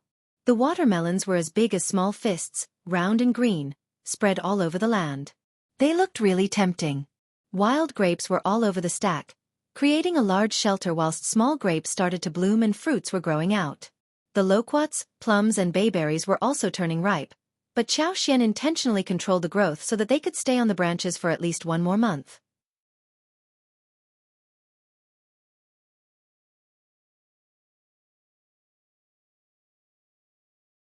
Chapter 143 Arrival. The couple came to the town and visited the Jianghu village with the landowner to check out the field. Jianghu village was located in the east outskirts of the county, almost 10 miles away from the town, closer to the county compared to the Shaoding village. It was a really good area of more than 240 mu gold fields. Since they needed cash urgently, and the seller did not want to split them, very few families were able to pay in cash at one go, so Xiao Yunduan and Xiao Xian bought the whole thing at a low price. Xiao Xian was very satisfied, so she made the deal right there and then. The field was sold at 7 liang 1 mu, which should be 1,680 liang for the 240 mu in total. Xiao Xian bought another 5 mu of drought field at 20 liang, where she intended to build a small yard for future residents. Therefore, 1,700 liang was spent in one go. They had around 200 liang left from selling gastrodia alata after this. When the fields were bought, the tenants were available. But Xiao Xian did not want to reveal her identity, so she did not meet the tenants, but entrusted Zhang Chunlai and Zhang Xiaofeng with this matter. They were the chiefs, and Xiao Xian and Xiao Yunduan believed that they were down-to-earth farmers. So the task was delegated to them. Tenants were very afraid that when the landlords changed, the rent would be raised, but when they realized that everything was the same, they were assured in heart. The Zhang village was located on a relatively flat field, where a large patch of land was spread across the distance. There were also some beautiful dikes and creeks. Xiao Xian decided to have a look around since they were here. Xiao Yunduan kept her company. They climbed the mountain and saw the river flowing across the beautiful landscape. Come and read on our website Wuxia World site. Thanks. It was May. The trees were shady and the vines were entwined. It was not as beautiful as the blooming flowers in spring, but there were still many wildflowers swaying on the banks of the river and the forest road, embellishing it in a deep and shallow shade of green. The mountain scenery was so outstanding that as they were walking in the middle, they felt relaxed and happy. Xiao Xian had been to many mountains, but it was all for work. This was the first time when they were having fun in the mountains. Thus, both of them were overjoyed. Seeing her happy smile, Xiao Yunduan could not help but feel happy too. They intended to climb up to the top of the mountain. Xiao Yunduan and his fellows had been to this spot, so they knew that there was one pavilion on the top as well as a hole. Xiao Xian became interested in visiting the spot when she heard about this. However, as they reached half of the mountain, the couple ran into Xie Jingrong and Yuezhing Xiao as well as their 4 followers. Both sides were startled. Yuezhing Xiao smiled. Young Master Xiao, second miss, what a coincidence. Xiao Xian let out a small cough. What a coincidence. You are having a good time, aren't you? They were almost considered to be friends, so they greeted each other politely. All of them were heading towards the top of the mountain, so they had no choice but to walk together.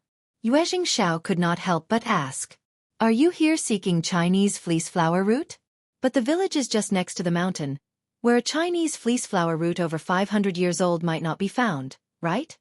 Xiao Xian and Xiao Yunduan exchanged an embarrassed look between themselves as he said the words. They were not here for Chinese fleece flower root. They were here for fun. Yue Jingxiao might not have noticed it, but Xie Jingrong had understood the point. Of course the couple was not here for herbs. They were not equipped with the right tools. They must be here for fun. They had just expressed their willingness to help them to find Chinese fleece flower root, but here they were strolling around, which made Xie Jingrong feel displeased. He believed that the couple was not sticking to the promise, nor were they reliable.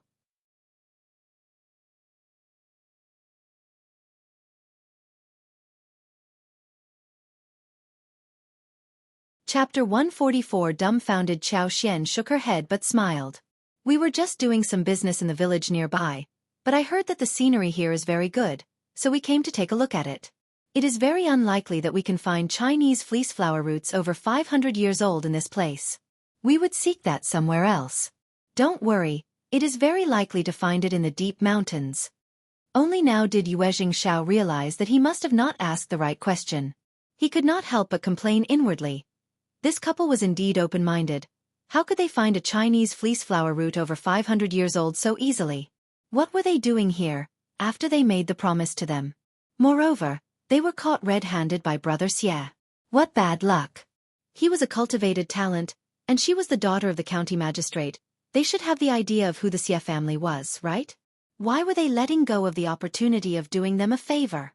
Yue Jingxiao shook his head inwardly, but he did not want to show it. So he chuckled dryly. That is true. The scenery here is indeed beautiful. Let's visit the place together?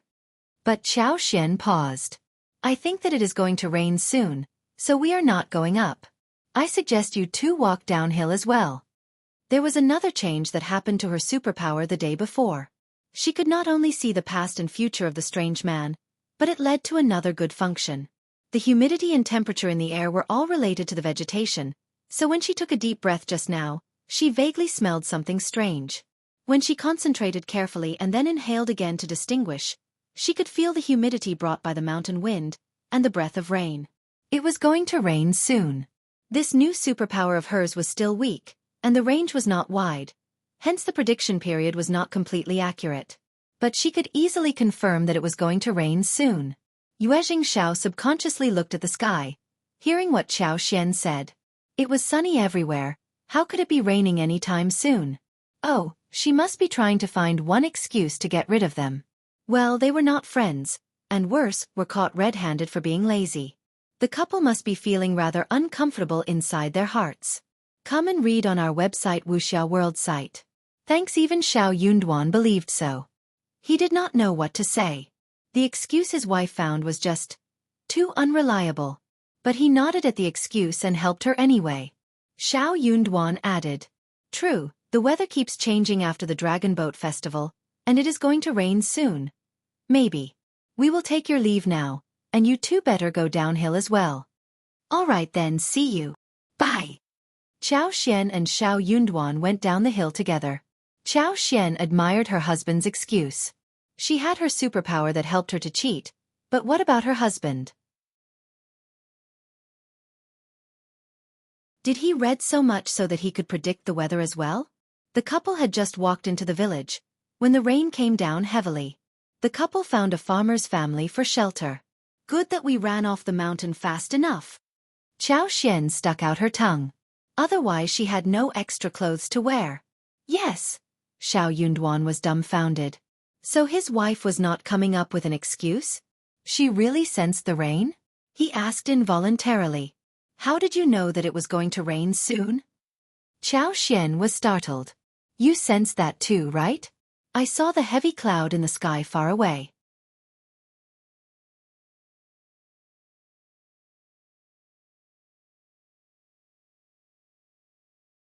Chapter 145. Guilty. Xiao Xian felt a bit guilty. She believed that it was because of Xiao Yunduan's rich knowledge that he could forecast the weather, but he was just wondering how she could tell the change of weather at the moment. He could not have remembered that there was no heavy cloud in the sky all this while, right? Sure enough, Xiao Yunduan did not remember, nor did he think of it deeply. He smiled. Oh, that is right. You are a very careful person. Xiao Xian laughed. Of course she was. But it reminded her of one thing. She should be careful when using the superpower, and could just put it at bay when she did not have to use it. Once or twice would be enough. Too many times might cause suspicion and lead to nothing good. The rain was pouring, and soon the drapery of clouds covered the whole sky. The couple were waiting, without knowing what to do. The rain came too fast, but it left fast too. Soon it would stop. But before the rain ended, two unexpected guests, namely Xianxia and Xie Jingrong, arrived there. The two of them were soaked thoroughly. Their hair and clothes were all wet. They were in a total mess. The four of them got startled as they ran into each other again. Xianxia smiled. Young Master Xie, second miss, we are bound together, aren't we? Xiao Xian and Xiao Yunduan. Oh well. The two of them exchanged some greetings, and Xiao Yunduan added, just tidy up and don't get cold. Come and read on our website Wuxia World site. Thanks. Xiao Xian even asked the mistress of the house to boil a bowl of hot ginger soup. Xianxia wiped away his face and smiled. It is fine, our servants are fetching the clean clothes. They will be here soon. Their wagon was parked outside the village, which was a bit far away from here. The road wasn't flat, and the rain was so heavy. These two young masters had never been through any bitterness, so they had no choice but to find a house to take shelter whilst their servants went to get the wagon. Xianxia sighed regretfully. We should have listened to your advice and followed you downhill. It is raining. But second miss, how did you know that it was going to rain soon? It was so sunny just a while ago. Xiao's eyes widened. He was really curious. He had found Xiao Xian's words ridiculous when he saw the good weather. He had thought that Xiao Xian and her husband must be thinking of an excuse to stay away from them. However, she had been telling the truth. Xiao Xian lied as she smiled. I saw heavy clouds in the sky. Xie Jingrong looked at her. But there did not seem to be heavy clouds in the sky. He used the word seem, but he sounded resolute. Xiao Xian was startled, so was Xiao. Xiao Yunduan wasn't happy at the moment. His wife never lied. And why did she have to lie anyway? Young Master Xie was so arrogant. Xiao Yunduan added without hesitation. There were dark clouds in the sky.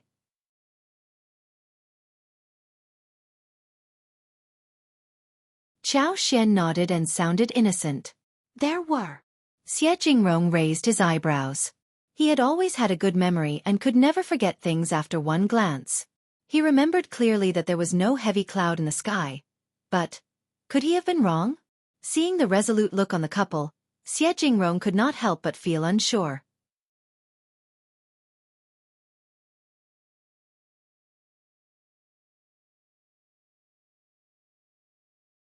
Chapter 146. No need. Xianxia laughed as he looked at him.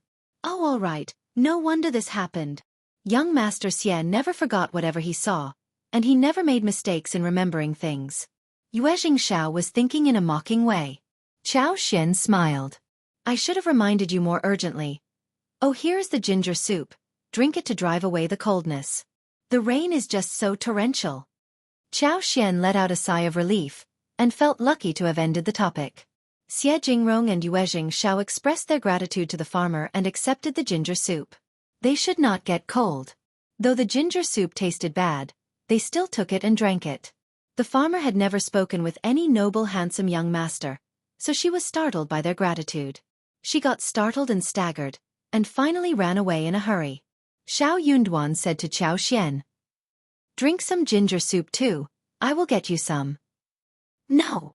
Xiao Xian took hold of him and whispered, I don't like the taste, I don't want it. But look at the weather. No.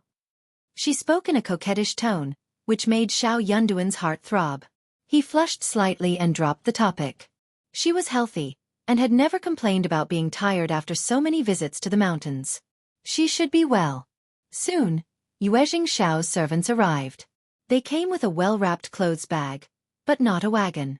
The wagon had fallen into a water pit and was broken. Now they had to wait until the rain stopped, so someone could come and fix the wagon. There was nothing else they could do at the moment. The rain was slowing down and it should be over soon. But the road to town was very far away. Xiao Xian smiled. It is lunchtime. If you want, I can borrow the farmer's kitchen to make some casual food. What do you think? Xiao was startled. Second miss, you know how to cook? Xiao Xian chuckled as she raised her eyebrows. It is just cooking, right? Xiao laughed and said to her happily, Sure then, thanks, second miss, we are really starving. Xiao Xian smiled. So are we.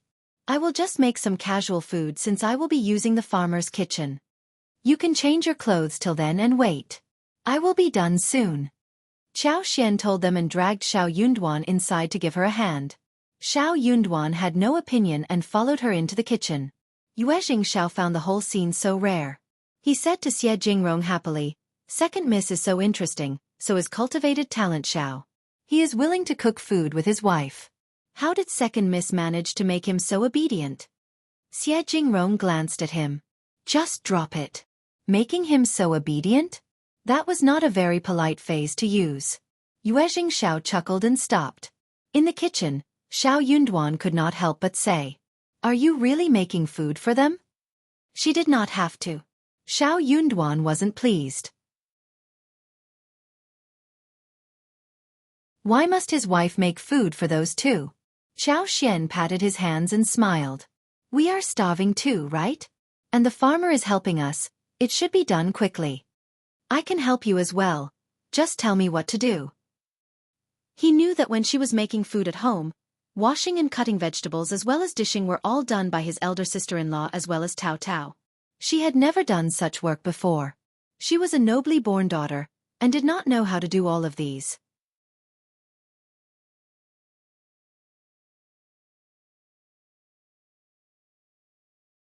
Chapter 147 Offering Xiao Xian agreed to his offer, and then spoke to the farmer lady regarding the ingredients. After the discussion, she laughed and gave 3 qian to the lady. The lady gave 31 to the neighbors and told them to do something, so 2 children around the age of 12 went out. The farmer lady killed 1 rooster after she returned, and according to the instruction of Xiao Xian, she pulled out garlic sprouts, shallots, picked cabbages, as well as eggplants. By the time the chicken was dehaired, cut into pieces, boiled, and all kinds of vegetables and seasonings were getting ready, the 2 neighboring children came back. They had 3 eels with them. Under this weather, the water in the ditch was rising, and the loaches and eels were seen everywhere, easy for them to catch. The 2 children had gone to the ditch to catch eels. Apart from eels, they had a dozen loaches and offered them as a present. Those things were not worth any money. They only used them to feed chickens and ducks. But Xiao Xian loved them. She had many ways of making loaches, but due to the lack of seasonings at the lattice home, all she could do was to wrap them with egg porridge and pan-fried them. With the help of the lady and Xiao Yunduan, the lunch was ready within no time. The dishes included roasted chicken with eels, pan-fried loaches, eggplant with garlic, shredded cabbages, fried egg with shallots, plus a big bowl of light cabbage soup. The lady was very concerned about the way Xiao Xian cooked, and was dumbfounded too. But thinking of the 301 in her pocket, she said nothing. The lunch, plus the chicken, cost around 101. She had made a great deal of money from this lunch, so the guests could do whatever they wanted with the ingredients. What amazed her was that young Master Xiao was doing the dishes, washing vegetables, starting a fire and doing all kinds of dirty and filthy work. All Mrs. Xiao did was stir and fry the ingredients in the pan, which wasn't a very difficult task. The lady could not help but feel jealous. Mrs. Xiao, you are so lucky to have such a diligent husband. Young Master Xiao looked quiet, but he was so willing to do all these tasks, whilst her own husband never even wanted to step into the kitchen for anything. Xiao Xian threw a look at Xiao Yunduan, who looked embarrassed. Then she smiled at the lady and nodded. Xiao Yunduan threw a sneaky glance at her and pretended to be calm. But actually, he felt excited inwardly, and even felt happiness striking his heartstrings. Xiao Xian asked for clean bowls and gave some portions to the Lattice family, before the dishes were served. The Lattice family was out for work, only she and her youngest daughter and son were at home, who were already drooling but had made no sound. They knew that it was something their guests bought, not something that belonged to their family. Xian did not like that. Lady, try these dishes with your children. Oh, thank you so much. The woman was surprised and happy, but also felt a little embarrassed.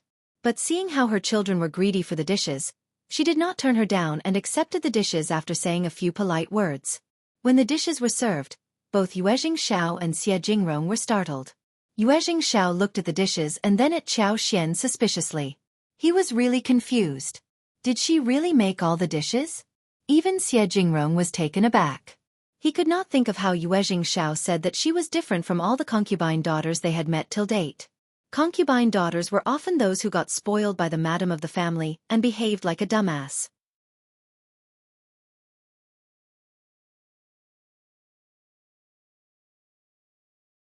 Chapter 148 Intention Otherwise.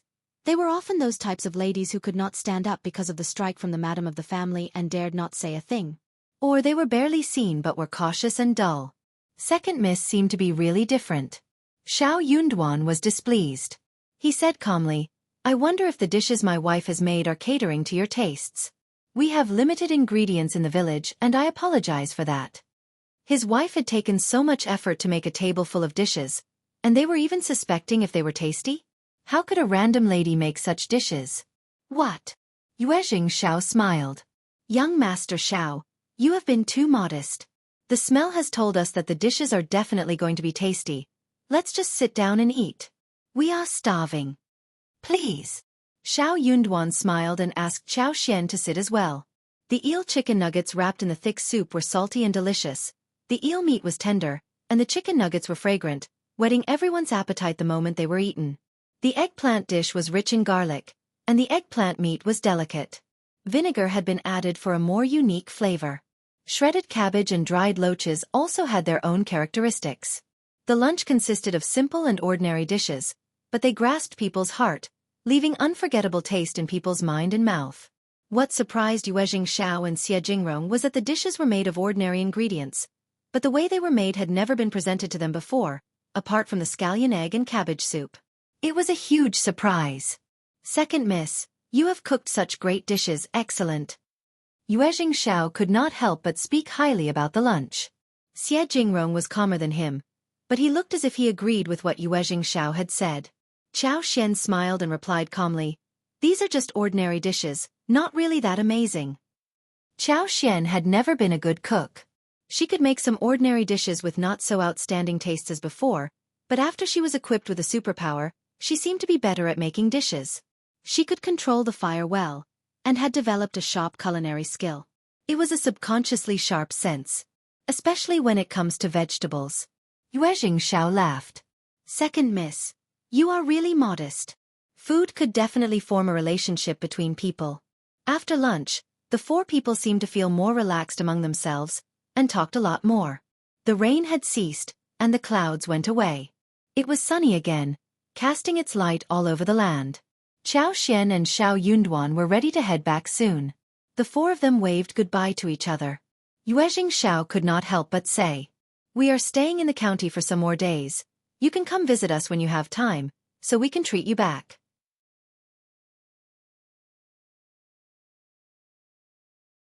Xiao Yunduan lowered his head slightly and replied politely. The landscape is very beautiful, and there are pagodas, waterfalls to see, and we can travel by boat in the lake. We will definitely visit you, when we have time. Xiao laughed loudly. Sounds good. We will all go there for a trip. See you around. Xian and Xiao Yunduan left, as Xiao raised his eyebrows and looked at Xianxia. It is worth the visit, isn't it? We have met such interesting people here.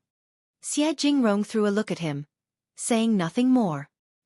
He had not expected that Xiao had opened his mind and admired so openly, whilst he was the one who kept falling into the pit. On the way home, Xiao Yunduan looked at Xian and could not help but ask, do you intend to establish a relationship with them?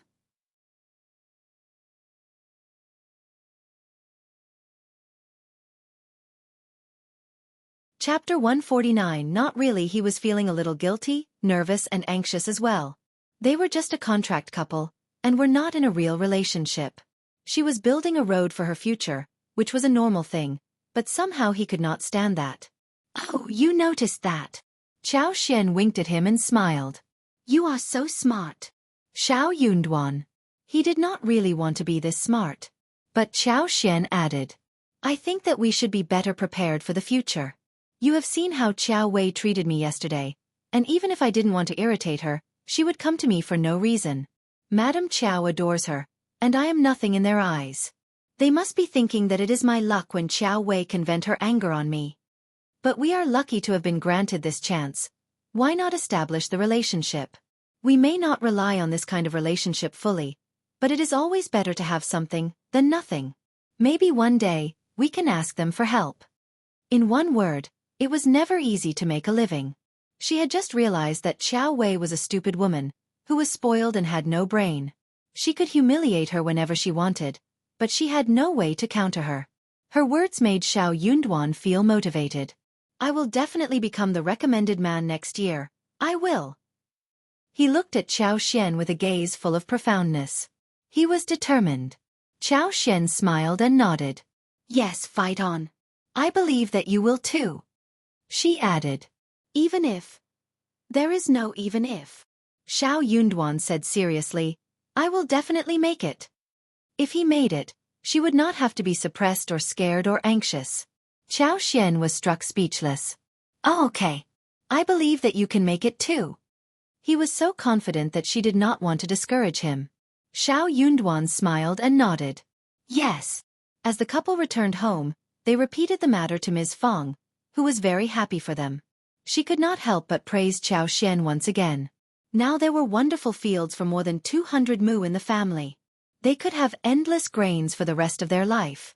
Moreover, she was also happy for her son and daughter-in-law, even though those grains could not be shared. But she also stressed to them about not revealing this matter to anyone else. Ms. Fong cribbed to Xianxia again. Soon the spring plowing was coming. Rakes needed to be made, and seedlings were required too. The matter regarding seedling was easy, but rake was not so easy to make. The problem was that not every household had bulls. There were around 100 households in Shaoding village, but only a quarter of them had bulls. Therefore, when they needed to make the rake, they would need fathers and sons, brothers and even couples to make the rake, and do the plowing through pure manual work. Or they would need to rent the bulls with money. Bulls were expensive at that time.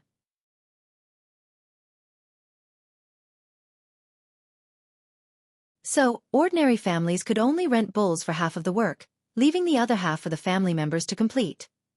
You're tuning in to the Wisdom Diary YouTube channel. Don't forget to subscribe and join us on this journey to catch the most captivating stories.